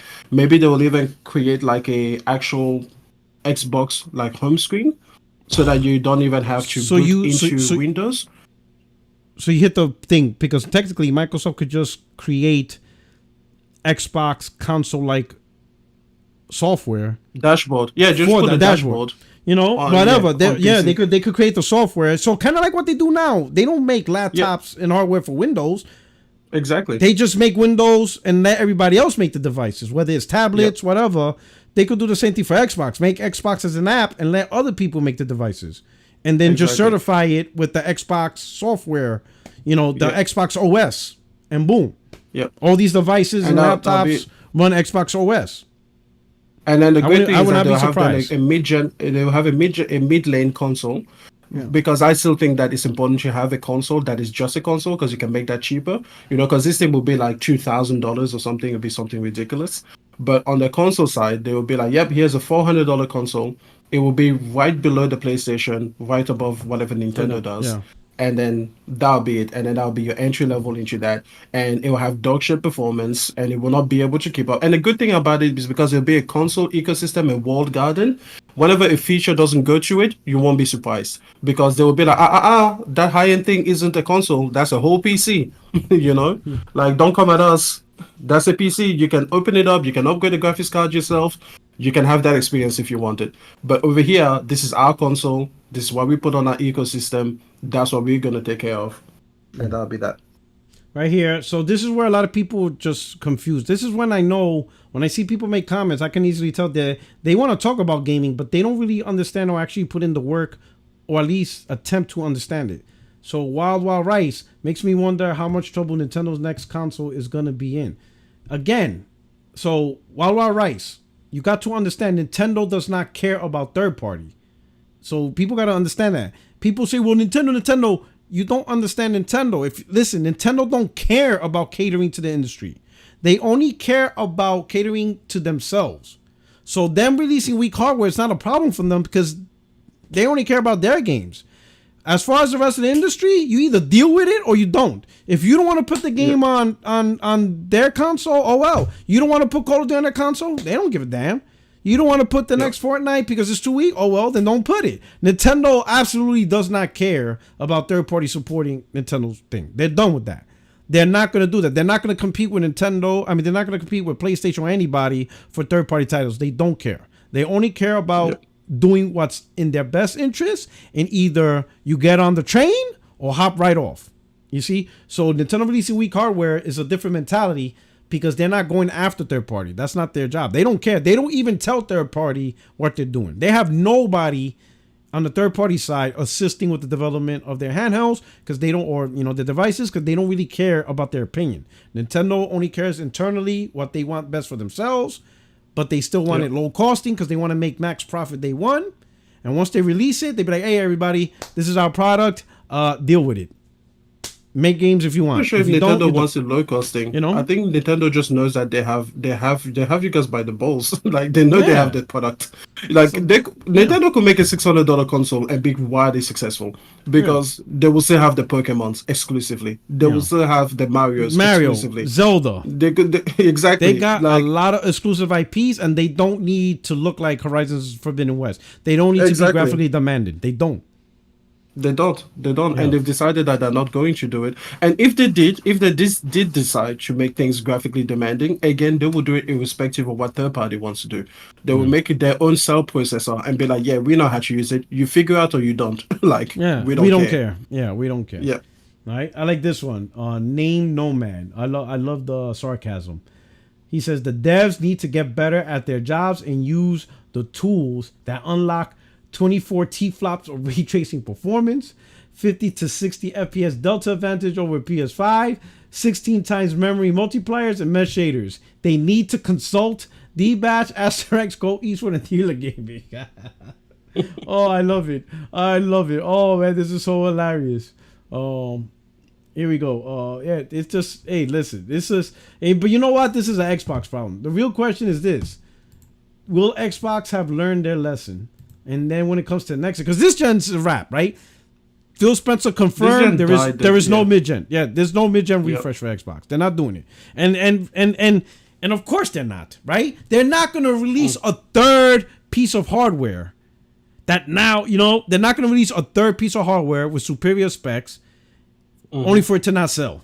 Like, how many hardware they're going to create that doesn't sell or doesn't sell a lot? They're not going to do that to themselves. They're not even going to invest the time and money. They are most likely making new hardware for the next generation. But as far as mid-gen refresh, it's a wrap. And here's a question I want to ask, right? And this is going to be interesting. Solid Rev made a good point that assuming the PS5 Pro is true, let's assume that it is, they can technically advertise the world's most powerful console while at the same time Microsoft is trying to cater to the series or try to figure things out. Like, they're still trying to figure things out on how the way forward. While Sony's out here, this is insane. This is like, yo, this is just absolutely bananas what's going on. Yeah. I mean, listen, PlayStation OG has the world's most powerful console.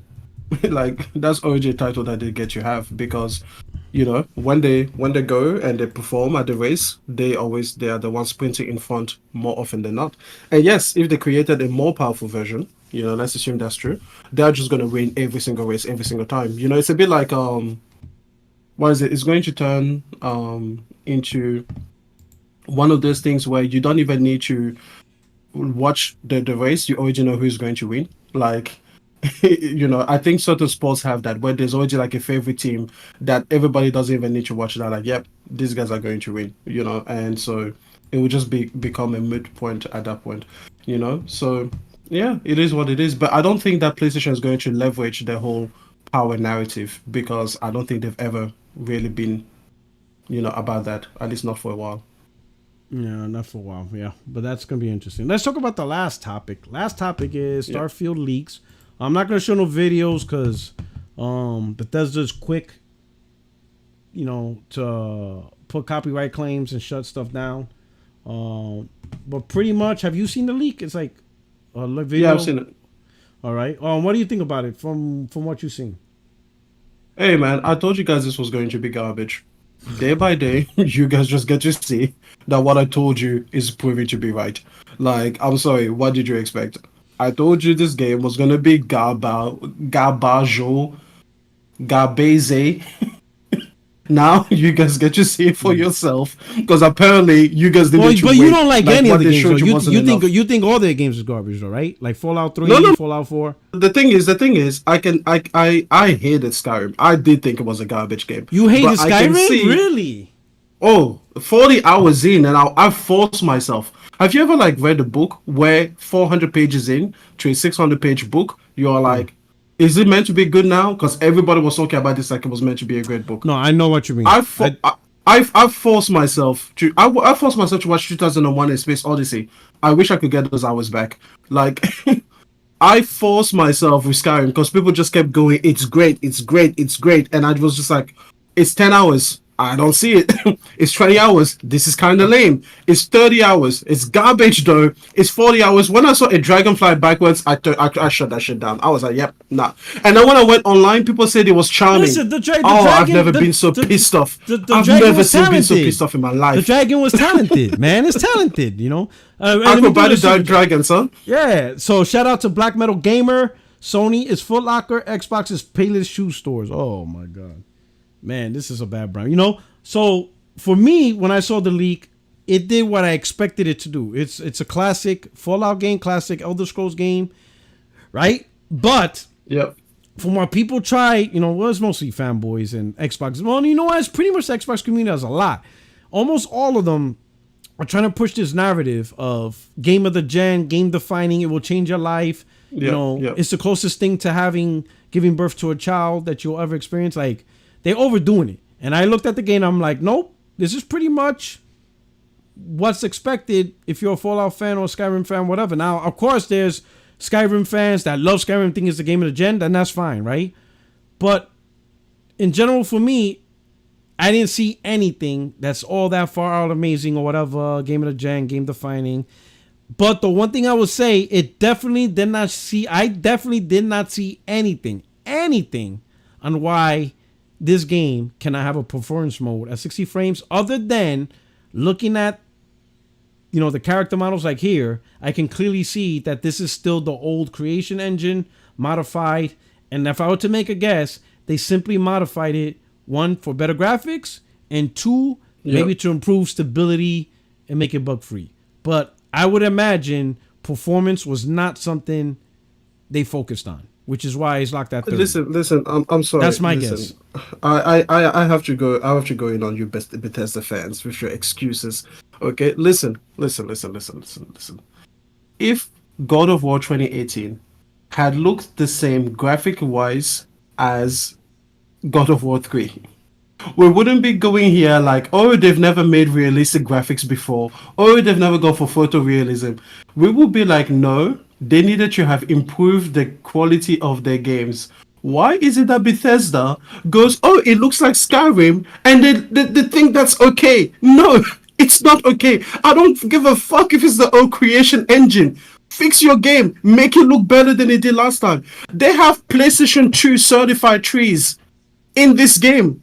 It's visually unappealing. It's dog shit. It is diarrhea. It makes my eyes want to be on someone else's body so it can look at almost anything else. It is a crying shame of a layman's game. And yes, they should fix facial features. And I don't care if they can't use motion. People are like, oh, well, they couldn't use motion capture with that amount of dialogue. Nigga, your main character doesn't speak. You're playing point and text games. No. How about you just create better? How about we see progress from Oblivion to Skyrim to Fallout 4 to now Fallout 76? We'll forget about that. Well, but to now Starfield. How about we see direct progress? No, wait, hold up. So correct me if I'm wrong, chat, but I think Fallout 4 had the character speak and he had the voice protagonist. But they actually and then they went backwards. They devolved. But that's because the fan base didn't like it. So it doesn't matter if the fan base doesn't like it. Just improve so that the fan base does like it. No, they don't. They don't want the voice at all. They didn't like the fact that the majority of the Fallout fans didn't like it because it broke what they imagined the character would be. So it's weird. I can say it's weird. They don't want the character to talk at all. They wanted Bethesda to go back to the main protagonist does not talk. They didn't want him talking. That was the overwhelming consensus, and the majority wanted. Dog shit. That's what the majority wanted. But in any case, that's just one less person that they had to animate, one less person that has to talk. So they should have made the NPCs around be super compelling, okay? And again, people are going to be like, oh, games are not about graphics. Oh my God, games are not about graphics. Graphics, ew, no, not in my games. No, I don't want that. No, what, graphics? No, ew, oh, don't get those away from me. Bro, it is audio visual medium. There's audio, right? And then there's visual. How about I get good visuals too? Well, let's be fair. Okay? I'm gonna be fair. It is graphically better so far from the, leak image is better. But at the same time, I'll use a different game. Forspoken's not that graphically good looking either. I agree. You see what I'm saying? It really isn't, right? So, yeah. And I know we could argue, well, this is Xbox first party, whatever. But but I enjoy Forspoken, so it's not like I'm being, I'm not gonna let. My main thing is, if they would have fixed the creation engine, I would have liked them to focus on the performance of the creation engine more than the graphics. You understand what I'm saying? Because 60 frames does make a game look and feel better. I fully disagree. How about they get both? How about the game? I mean, you could get both. The thing with Forspoken is that it is a brand new game, right? From a studio that just made the first or second game. This isn't a 25-year historic storied studio. No, we can't be using that. Imagine if the next Mass Effect from BioWare looks the same as the last Mass Effect. No, that's not acceptable.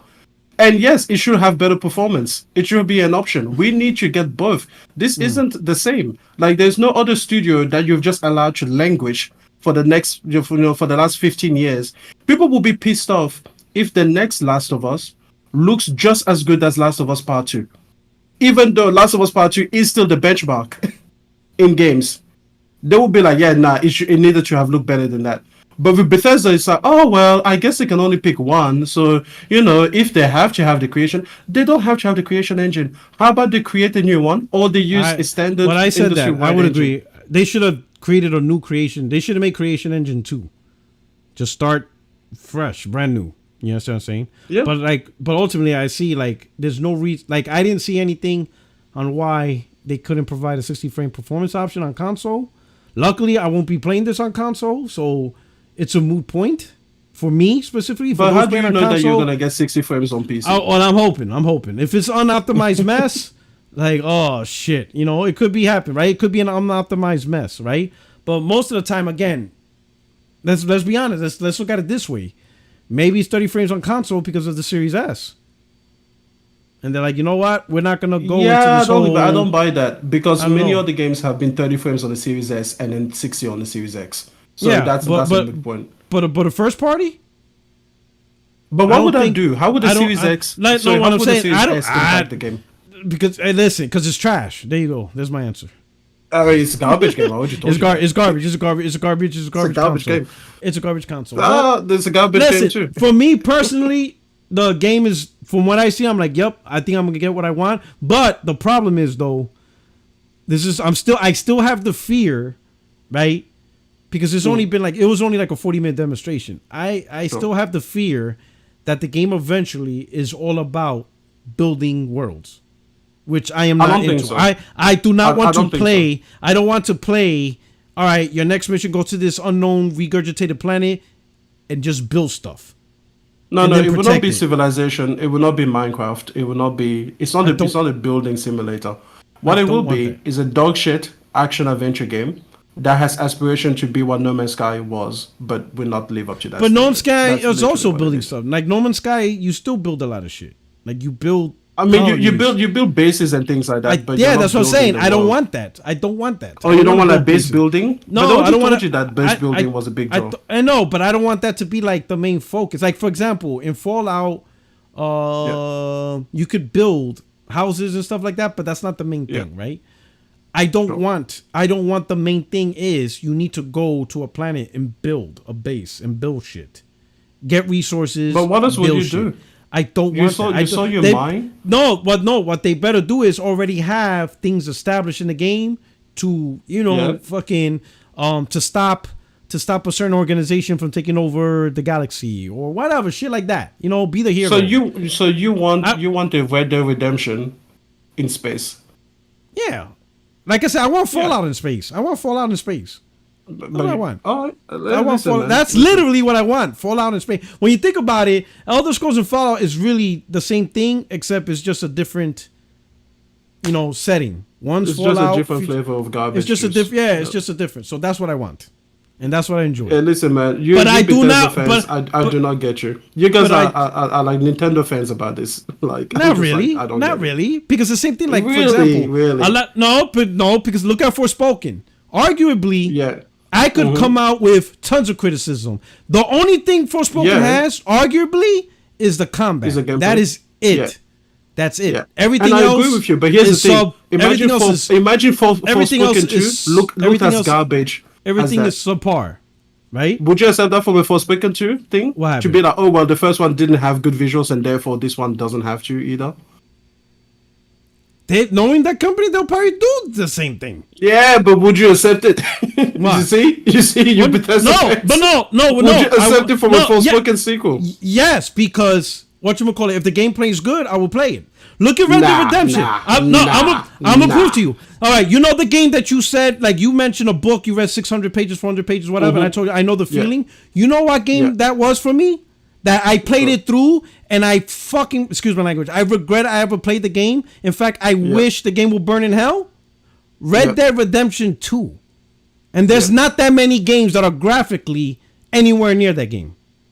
Yeah. And I goddamn hate the game. I absolutely Yeah. hate Red Dead. I hate everything about it, right? The controls was horrendous. Let me tell you how bad. Let me tell you the peak of my pistivity of this game. The game is dead to rights easy. There was only one mission that I kept failing, and it was the mission, if I remember correctly, like you went up the mountain and you had your crew and you're fighting. Well, because of one of the characters kept dying, that would fail the mission. It wasn't because of me. It was because of the character. So the way I passed the mission, I stepped in front of a non-playable character to protect her. So shoot me, so this idiot can survive, so I can pass the mission. And that literally boiled my blood. I was taking all the hits. That's how terrible gameplay is. Yo, the gameplay is abysmal. Like, I literally had to protect a goddamn non-playable character from dying. So after 3 or 4 times, I'm like, you know what? The next go around, I'm gonna just run in front of the character and I'm gonna just absorb the bullets and be like, I got you. You know, let me cater to you, non-playable character. God forbid you cater to me, the actual gamer. I gotta cater to your punk ass. The game, I hate Red Dead Redemption 2. I was like, yo, something's wrong with this game. Like, I even played the epilogue, right? And once I finished it, I look back, I'm like, I paid $90, 90 plus, because I bought the deluxe edition, because I was all in, pre-ordered it. And at the end, I look back, I'm like, this is absolutely the worst purchase I have ever done my entire life. And then I'm arguing, I'm like, yo, the controls is horrendous, and people will argue with me saying that I'm not bugging. I'm like, yo, look at the YouTube tutorials and all these threads. They literally talking about how to improve the controller gameplay. But no, you got these people making excuses. I got Redemption a year later, because when they put the game on PC, that day they released on PC, they said that they provided updated controls, which will also apply to the consoles. So I said a year later, okay, if the controls were fine, how come they're updating it a year later? It's because it sucked. It was trash. You see? So now, the game was graphically beautiful, but I hated it. I hated the game. I just hate the fucking game. I hope they don't repeat. You see what I'm saying? So like graphics, if you have great gameplay, I can forgive bad graphics. I can absolutely forgive bad graphics. Because to me, gameplay, yes, visuals is great, right? I want both. But if I had to do a trade-off, gameplay's king. I cannot play but the thing is, a visually awesome game with terrible graphics. So like, the point what I was trying to say is, if Forspoken 2, right, had great gameplay, but the visuals wasn't that impressive, I would still buy it and play it because I loved the game. The gameplay was awesome. Yeah. See, I like the story. And I like the story. How was it cap? I think that's complete cap. It's complete cap. First of all, Forspoken story wasn't that good. Like, let's be honest. I liked it. Second, the only reason why I didn't plat it. Wait, listen. The only reason why I didn't plat the game is because there's way too many fine books and shit. No, in fact, did I plat it? I think I did plat it anyway. Hold on. Wait, Forspoken? No way. No way. What? Let me see. Nah, it's grind. It's a grind. Yes, it's a grind, but I don't know if I actually did. It's a grind. I think I gave There's up. No way. There's no way. It is a grind. I think I gave up. There's no way. No, I think you're right. I think I gave up. No, only Persona and J-Barry will go through that grind to get that plan. Because the grind was. I think I tried, but I think you're right. I think I gave up. When you finish it, you're not even close. You're not even close. Why you double check that, guys? I just want to remind you that this is something that Rockstar does. If you remember the infamous train mission with Big Smoke in San Andreas, when you are driving the motorbike and then Big Smoke is shooting and this guy can't hit it. This guy cannot hit an elephant at point blank range. Oh my God. So this thing. I remember failing this mission like 15 times in a row, going like, "What the hell? Why aren't I the one to shoot? Like, how are you missing these guys? You will be like right there, and this guy will be hitting everything, but these people on top of the train." So you can't make it up. But hold on, let me see. Where is it? Hold on, give me a second. Forspoken. No, I got one. I'm not sure. I don't think I did though, because the grind was I didn't plat it because the grind was just the grind. No, yeah. So Forspoken, I got 58%. I got 37 earned trophies. I couldn't. Yeah, the grind is terrible. It is bad. Yeah. But I did that, and I bought the DLC in Thompson We Trust, and I played and beat it. Yeah. I did every trophy in that one, so that was it. That's why I was confused. Yeah. No, I lied. I didn't get every trophy in that one either. Yo, there's a lot of shit. Like, unlock every archive. Yeah. Oh, hell no. But you see what I'm saying? I would absolutely play Yeah. a Forspoken 2, even if the graphics wasn't that improved. You know, I would play it because I enjoy the gameplay. In fact, I'm hoping they do a sequel because there's a Okay, all right. So the ending. You know that you beat it. Did you beat it? Did you beat it? Yeah, I beat the best. So you know the I haven't played ending, the like Time like Travel Truck. you know Of the course, ending that yeah. she's something Yeah. else happened. Yeah, So yeah, yeah. I'm actually looking forward to that, but I don't think we're gonna get a sequel though. I think they're like, yeah, we're done with this franchise. Sadly, I think I think we should get the sequel. Like honestly, I would I like hope. to. I'm hoping. Yeah. Let's see what else. Oh, we got some super chats. The Claymores. Starfield is not a massive galaxy to explore. It's flat, procedurally generated maps separated by loading screens. I agree. That's another thing. I saw when he entered the ship, leaving the planet, loading. Now you're in the space. If you land on another planet, loading. So none of this being loaded all at the same time, right? And the planet itself, I want to see how big the planets are, right? So again, I don't see anything where you couldn't get a performance mode. This is not the same Bethesda. They are now in the business of milking their fans. Starfield's already looking to be microtransaction hellhole. And that's the thing I'm nervous about, right? Because the money is the MTX and all this building stuff. That's where the big money is going to come at. But in order to do that, you have to kind of like have a good focus on the game being that game. Like you can't half-ass that aspect. That game has to be about building stuff if you're willing to invest money. And there are gamers that's going to do it. I'm not saying that there's going to be lots of gamers that if that's what the game is about, there's going to be tons of gamers that's going to love the game because they could buy shit, build stuff, buy more shit and all that stuff. Especially on PC, man. I just feel as a classic Bethesda gamer, I feel robbed that you converted. But I get it from a monetary standpoint. But that's like my concern. P-Rock, stop those lies. You know Starfield's game of the year. Okay. Not even close. Jenna if Starfield is game of the year, I'm gonna cry. Like I'm legit gonna cry. I'm gonna be like, yo, this industry is going down the drain. I cannot believe it. Oh, now I got a hype at game of the year. Let's go. No, just kidding. So we're gonna watch it live with E4xtreme on camera, so you can see the tears. Yo, the tears are gonna come out because I'm gonna be like my favorite hobby is dying. Like I'm going back to cycling. This is it. I'm leaving you guys. That's it. He's gonna listen to good music start the cycling on his channel. 5,000. That's his cycling and listen to his $5,000 music on his $5,000. Exactly. Cyber Dragon for Spoken is not a grind. I streamed and platinumed it. It has a great story. Ignore this guy's take. Nah, man. No. To do the platinum is a grind because there is a lot of archives. There's a lot of shit you got to go around to collect. No, the spells you have to upgrade. Oh my god, the spells. No, the spells. Okay, I upgraded. Forspoken has too many spells. I will say this. It has way too many. I upgraded the spells. I think I did. I'm not no, you didn't. I checked your trophies. Did you? You're not even close. I probably didn't. Let me see. Nah, you didn't. According to PSN trophies, let's see. Where is it? Upgrade all the spells. Yeah, you've done 27 out of 105. No, but let me see. There's an actual achievement. I mean, trophy for the spells. Let me see if I get that one. Above and beyond. I'm saying it now. I'm telling you, you've done 27 out of 105. Oh man, let me see. It's called above and 27 beyond. out of 105. That's what you've done. Let me see. Where's that? Cool. Paragon, Tinkerer, Craftsman. Hidden. Oh, by the way, while he's doing that, Forspoken doesn't have a great story, guys. Let's not lie to ourselves. Forspoken has a passable, serviceable story. I was cool. I was cool with the story. It's not. I was disappointed with many elements of that story. Oh yeah, upgrade all your spells. Not even close. Not even close, bro. Yeah, upgrade every single spell. There are 105 spells in all to upgrade. You've done 27. Yeah. Like halfway is a far distance from you.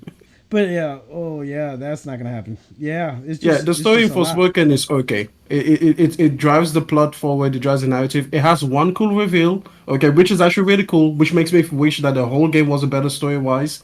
The world in Forspoken is uninteresting. I'm sorry. The enemy design is lazy and shit.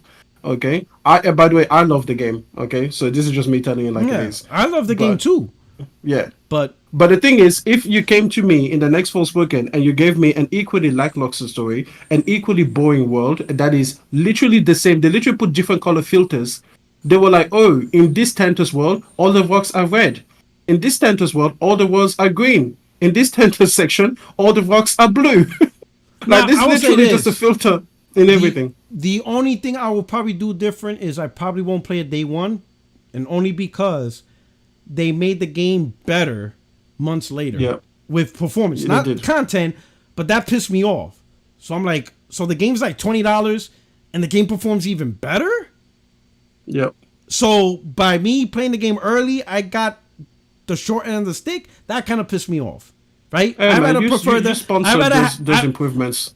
I rather have them just delay the game and give the day one adopters the experience you're supposed to get, not release it and then keep fixing it and be like, oh, now the game is really the way we want it to run. Well, guess what? I beat the game 4 or 5 months ago. Well, I'm supposed to go back and replay it just because you like, no, that pissed me off. Just to go back on Starfield, all right, guys, listen, it wasn't just the graphics that were shit, because the graphics were shit. I want to make that point. Number 2, the enemy AI was dumb as hell. If you look at the... oh my god. If you look at the leaked footage, there is a point where across a firefight, 2 enemy NPCs literally run across the field of fire from both sides, and then they go to punch a robot. Like this giant bipedal mechanical thing, they go and punch it with their fists. Yeah. When this happened, I laughed. I was like, yo, these guys did not just do that. Okay? So they go to punch your robot, and then your robot is not punching back. Apparently, he decided to try out pacifist mode for like quite a little bit of time. Oh my god. The AI is so inept that this player, he was terrible at playing games, because he did not understand anything about cover or anything. But he stood there in the middle of the fight, and he was just getting like bullet holes put into him left and right. Didn't die at all. Like, you will just be able to just waltz through this game and never have to worry about cover. Okay? So many parts of the combat design is just stupid. And the flying and the exploration, it had no sense of speed or weight or physics to his ship when he was in space. Okay, and yes, I know that things like certain elements of like aero drag and everything don't exist in space, but you still have momentum. Okay, that is still a universal law that applies in space, and it had none of it. It just felt like the floatiest shit. This is gonna be a garbage game. If you guys are gonna pre-order this thing, I think you may as well just go out to your backyard, piss on your money, and burn it. It will be more entertaining. At least play it on Game Pass so that you don't have to suffer the financial repercussions of having paid for such garbage. Because it wasn't just the graphics that were bad. All of it is bad. He really doesn't like this game. I told you, it wasn't even about not liking it. I don't like Alan Wake 2. But you really don't even like Skyrim. But the thing is, you don't hear me say it's garbage. The what? I don't like Alan Wake 2. I don't like Alan Wake. I didn't even like Control that much. But you don't hear me say it's garbage. I didn't like Alan Wake. Yeah, I didn't like Alan Wake, but you don't hear me say Alan Wake 2 is garbage. I looked at Alan Wake 2 and I was like, yeah, that's going to be a good game for the people that want to play the experience. I'm not into it. So it's not about me not liking it. No. It's about the fact that it's garbage. Nah. I think you just don't like Bethesda. Yeah. When you say you don't like Skyrim, because they make garbage games. They make garbage games. Skyrim is a good game. Is it though? Is it? Yes. Let me put this. When I come across my 25 big game breaking bug, is it though? Let me put it this way. Right, generally, more gamers enjoy Skyrim than not. So from a critical acclaim standpoint, more like it. From a critical acclaim, it got it right. From critical acclaim, like Meta, it won during that time. It won the most Game of the Year awards across the industry during the year it came out. Right, that's what I'm saying. So like the metric, it's probably you. You're telling me this is a me problem? Yeah. Okay, no problem. No problem. It's just not your type of game. You know, it's like me with racing games. Like GT7 is garbage. Yeah, Like literally, it's a game about I have the skills to make a left turn better than you. Like, gee, congratulations. Sure. But here's the thing. Though. But I recognize that's a me problem though. But here's the thing. That is 100% a me problem. Here is the thing, though. You can look at GT7 and say that experience is garbage, right? But it is the best experience, and technically it is sound. Like, it does deliver exactly what it delivers, and you're just not interested in what it delivers. It's good at delivering what it delivers. Just like Minecraft. I think Minecraft is garbage, but it is technically sound. Like it's good at delivering like building blocks for like children or whatever. So that is fine. You don't even know what it delivers. Like it does something, but it's good at it. I don't know what it does, but it's good at it. It's a game for 8-year-olds, right? If you're playing this at like 28, that's a you thing. It is what it is. I don't judge you. I just make my decision. All right. So, when you look at Fortnite is a great game for people that like cartoony things like that. Great, fantastic. You don't hear me say that those games are garbage. But the thing is, this game isn't even good at delivering what it's supposed to deliver. It's supposed to deliver an immersive space sim where you can't climb the ladder inside your own spaceship, where bullets again come out of the air, not your gun. No, so you're missing the point. So I can't argue with Starfield because I haven't played it yet. But I'll use Fallout, the games I did play, right? Fallout 3, Fallout 4, had bugs. Oblivion had bugs. They all have bugs, right? But the one thing these games have that no other RPG have is just the sense of freedom, right? Like it's literally. So when I play, the reason why I like about these Bethesda is that I think it's a very pure role-playing game, right? Like the character, like you could get multiple endings. You can design the character how you want. The attributes, you can make them really intelligent, or you can make them a brute fighter. You can make them a kung fu guy. You can make them silent killer, or you can make them a all-out gun warrior. Like you literally have the freedom to design the guy how you want, behave how you want them to want, right? Interact with the community how they want, and it has consequence. Like everything changes. Like you could be an asshole and everybody hates you and you kill everybody, or you could be the hero, or you could like be like by some people. Like there's just a level of freedom in the games with options and choices, right? That you could just completely, and that's what I like about those games, because it's just completely freedom. Like the character is not tied down to a specific set of rules or whatever. Like literally the character could be whatever. As much as a game can allow you to program whatever, it's one of those games where I haven't played an RPG, out of all the RPGs, and I played, Phantasy Star, I played Final Fantasy, Tales games and all that stuff. But the characters for Bethesda is just a level of freedom. Like you can have them be who you want, just personality wise, intelligence wise, violence wise, fighters, smarter, scientists, whatever. And you can have them interact. Even more than Mass Effect, right? Mass Effect was pretty liberal. They had the Paragon, but even more, even beyond Mass Effect, like, so, and there's outcomes and decisions that you can see in the game based on your choices. So the vast amount of options, how you design the character, how you interact, how you want them to behave in terms like that, right? What skill sets you want is just immense, and it's just so many choices. That's what I love, and I love playing out how I want the character to play out and end up the way I want them to play out. Okay, so here's the thing, though. That's what it does good. What part of that Secret secret sauce precludes it from having technical soundness and capability? Oh no, I'm not saying that I excuse the technical, but you're arguing what does it do best, and I'm saying that is what it does best. It does that best. Yeah, but the thing is, it should do the other things well. It should, sure, you can argue that, right? But when you want to point out what does the game do best, I'm just pointing out that is what people look at. Now, whether or not you think whether or not you're willing to accept that at the cost of lack of performance or graphics or these bugs, whatever. But I'm just pointing out that is what it does best, and there's barely any RPGs that does that. That is the only thing it does well, though. But that's the only thing. But that's the main thing. But that's the main point. That's the only point. Yeah, but the thing is, it should have improved by now. It's been 25 years in the making, right? There is no reason that you guys have to accept, okay, you can do all of these things, you can give me all these planets, but at the same time, I need to load in and out because I can't climb the ladder. At the same time, I need to have air bullets come and break the immersion of the experience.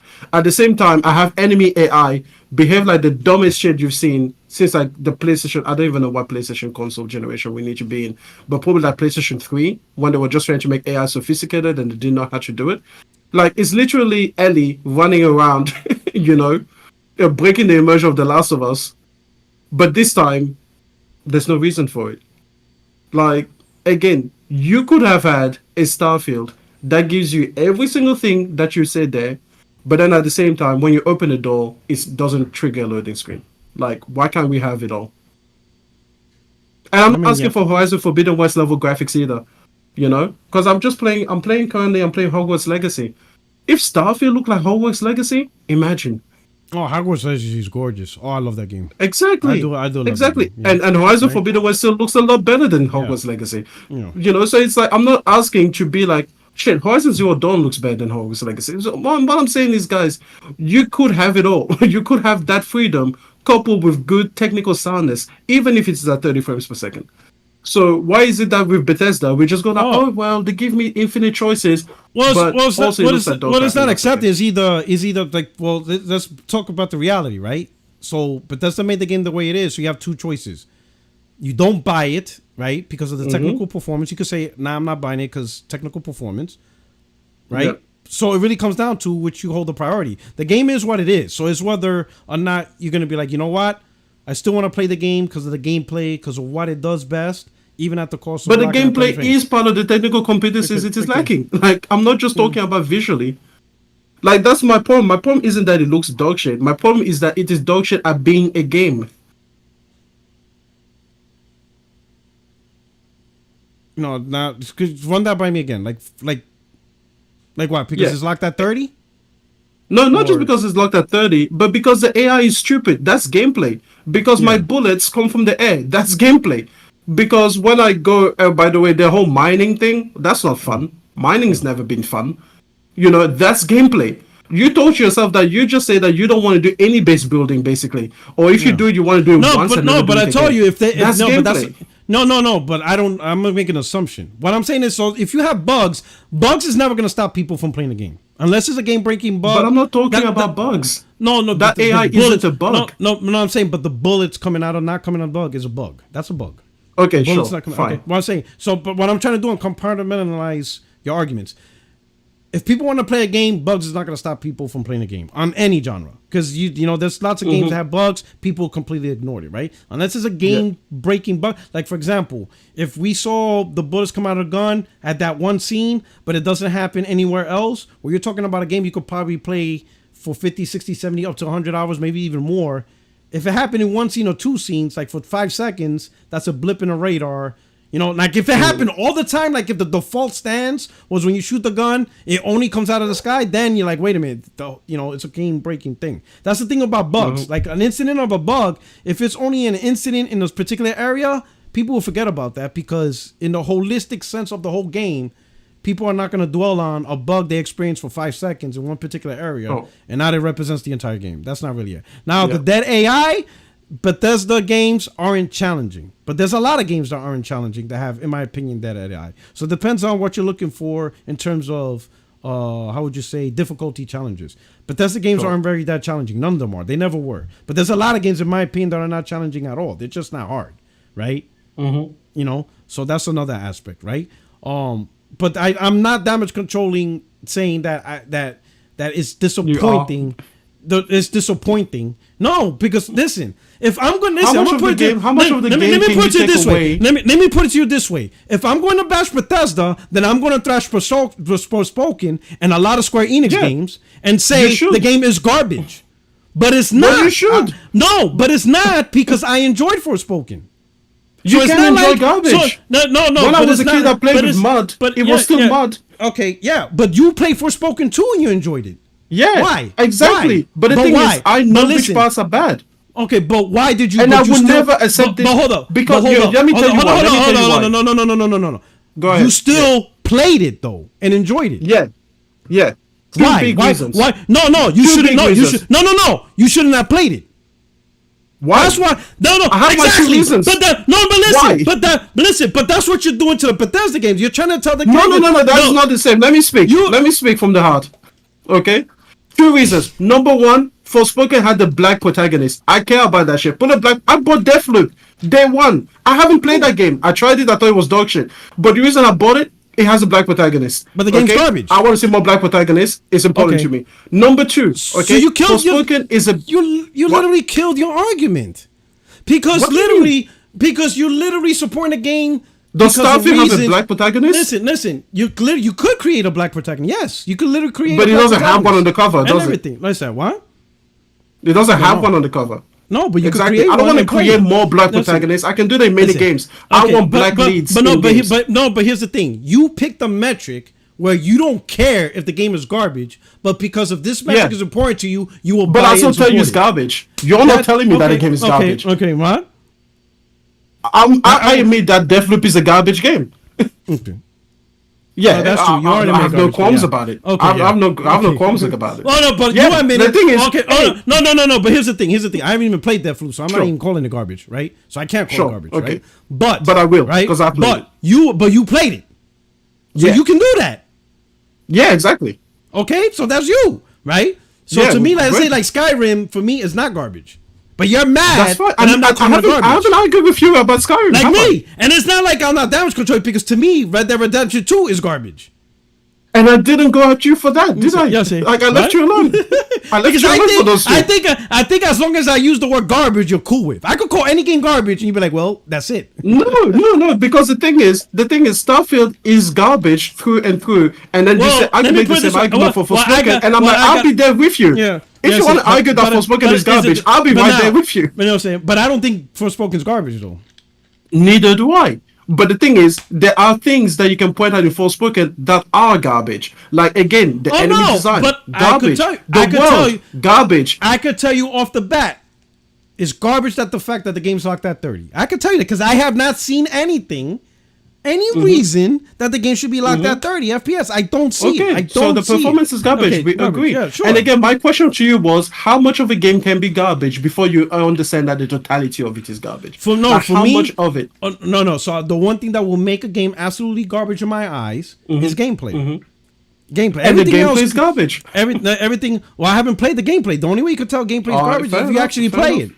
I gotta play it first. I disagree. I disagree. That's literally I gameplay. disagree. Because that's what trailers are for. That's what a gameplay No. trailer is for. You So can evaluate I can whether see- gameplay is fun from telling. I can see if it's a gameplay that I may not enjoy. Okay, but you know what? Like I said, Play Gran Turismo before you say it's garbage. Then. okay, no, I don't like racing games. No. You said there's a gameplay. The only way you tell is garbage is to play the game. So go let and me play ask it. you, so I play racing games. Is Gran Turismo like there's no gas pedal? No. Go play Gran Turismo 7 I- specifically. That's what you say. No, wait, hold up. I don't like racing gameplay. Racing gameplay. That's Unless you're all- telling me but racing okay, gameplay so you is can't say it's different. garbage. What? You can't say it's garbage. Then. I can't say it's. I don't like racing gameplay. Racing gameplay Okay, is it's garbage. different. No. I'm gonna say it's different How from is anything it you've ever different? played. So explain. So let me know how It's it's super different. different. How? It's a simulation. It's not an Lem- arcade. lem- Have you so played let me ask arcade you games this. before? So Have you played is there simulation games all before? right. Okay. Yes. Yeah. I played Gran Turismo before. It's a miserable experience. I play Okay, racing games. this one Listen, is let me tell you how much I hate racing games. I don't even like drive. In fact, I don't even like driving. I don't even like driving in Grand Theft Auto.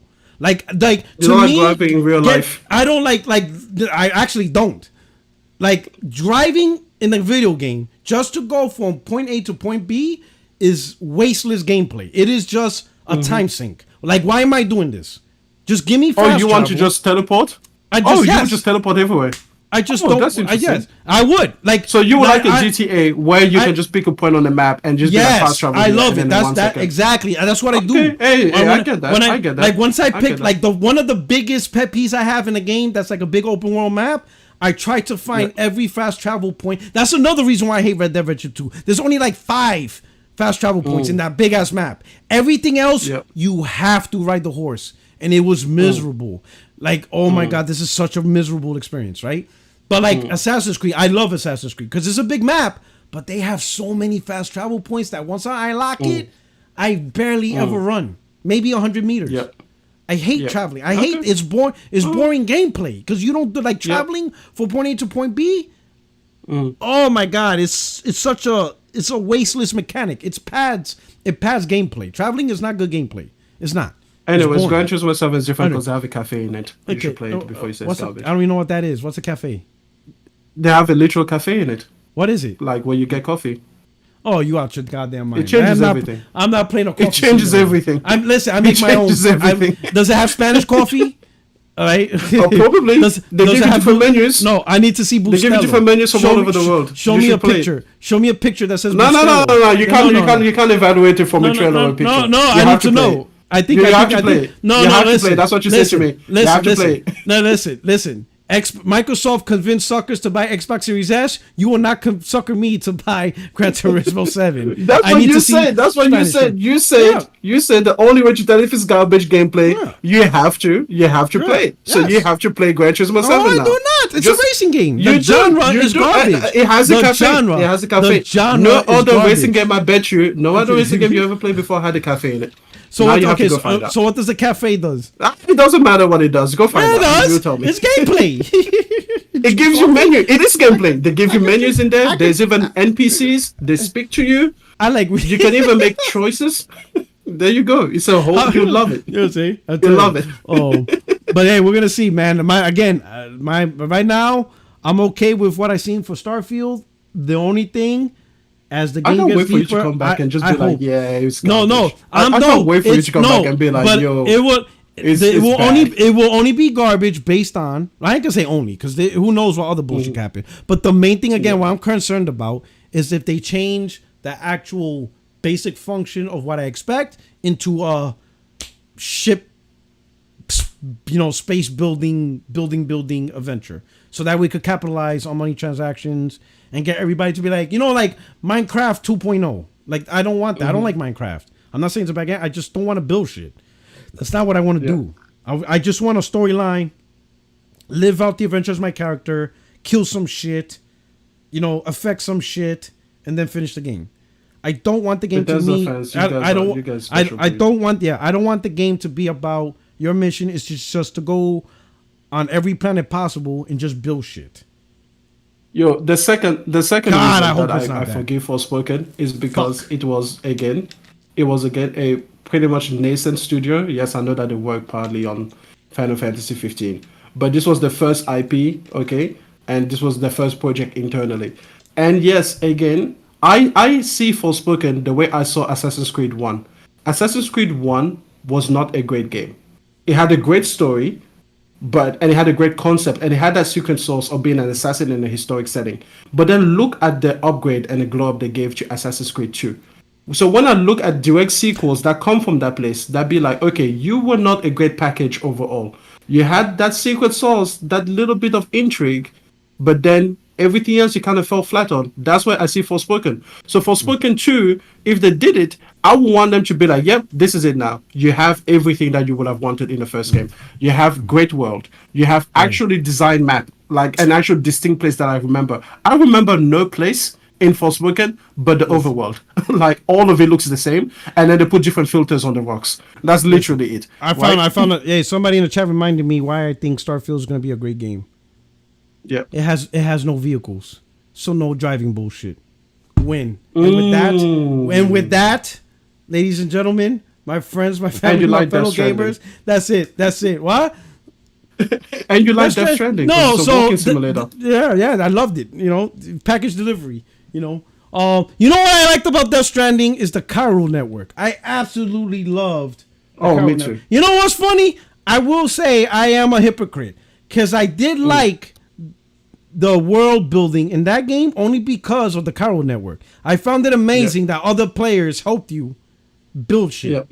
And I'm thinking, man, if somebody took this concept and expanded on it, oh my God, the Chiral network was phenomenal. Absolutely phenomenal. I agree. I agree. But the package delivering was a bit much. I'm like, this is game ridiculous. Like this is. Oh, I liked it. I liked it right up to the point where I was doing the final words, and you just needed so much material. And because I came to the game a bit late, I had to pretty much build like the last words myself. That part was like, I guess. But the Chiral network was an amazing concept. Yeah. I absolutely. I just wished he did more. I just wish there was more interaction. You know how like you get those little ruins and you have to like fight off the demons, whatever. I wish there was more of that, like more danger. You know what I mean? Oh, you want more danger? More danger, like more. Oh, that's interesting. More danger, like it wasn't enough. Like for me, like more ruins. Like all right. Okay. Like what I probably would preferred is instead of like going to one base, picking shit up, and then dropping another base, that the base tells you, hey, we need these materials, and you always have to go to like a dark sector, and little by little, and actually fight for the materials. Instead of going from one base and so you wanted more action in the game. Yeah, like, hey, we're here in a nice safe base. Travel to this nice safe base from point A to point B and deliver these packages. Sure. I would have preferred, hey, you need these materials. Where the materials at? It's in this decrepit city. And you're like, oh shit. Like, fuck. And then the city's more designed, more bigger, in and out of buildings, basements, and it's just one dangerous fucking place. Excuse my language. I would have loved that. Because I did enjoy those, or you have to sneak by, more of that.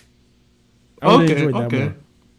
See, for me, I wish that the enemy factions would have been there, trying to get the same package as you. That too.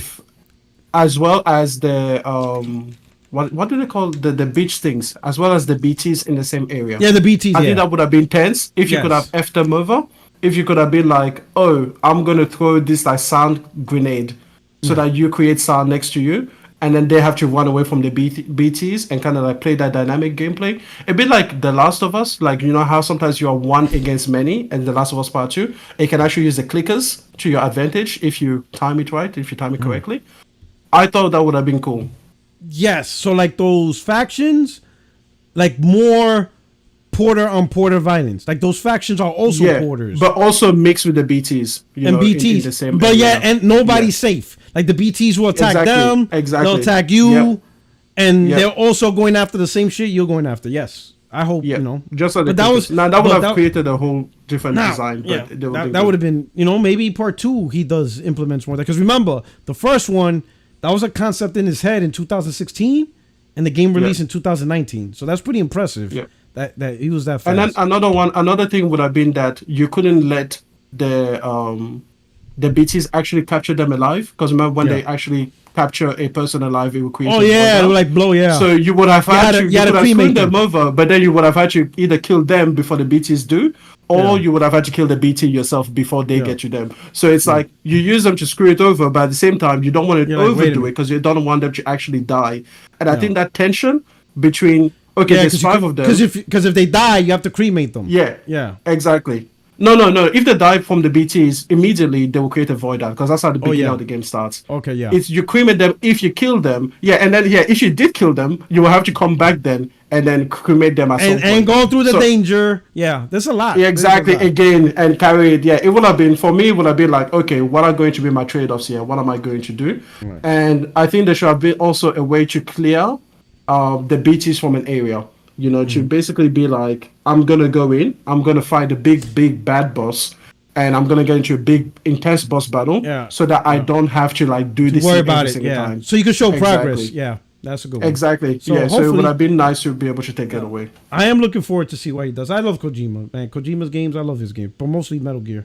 Let me do these last 2 super chats and then answer the last question. So Blue Jay, as a Series X owner, the S is going outside. Man, you made the right choice going for the X between the two.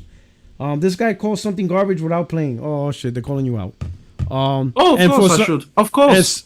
And somebody I will.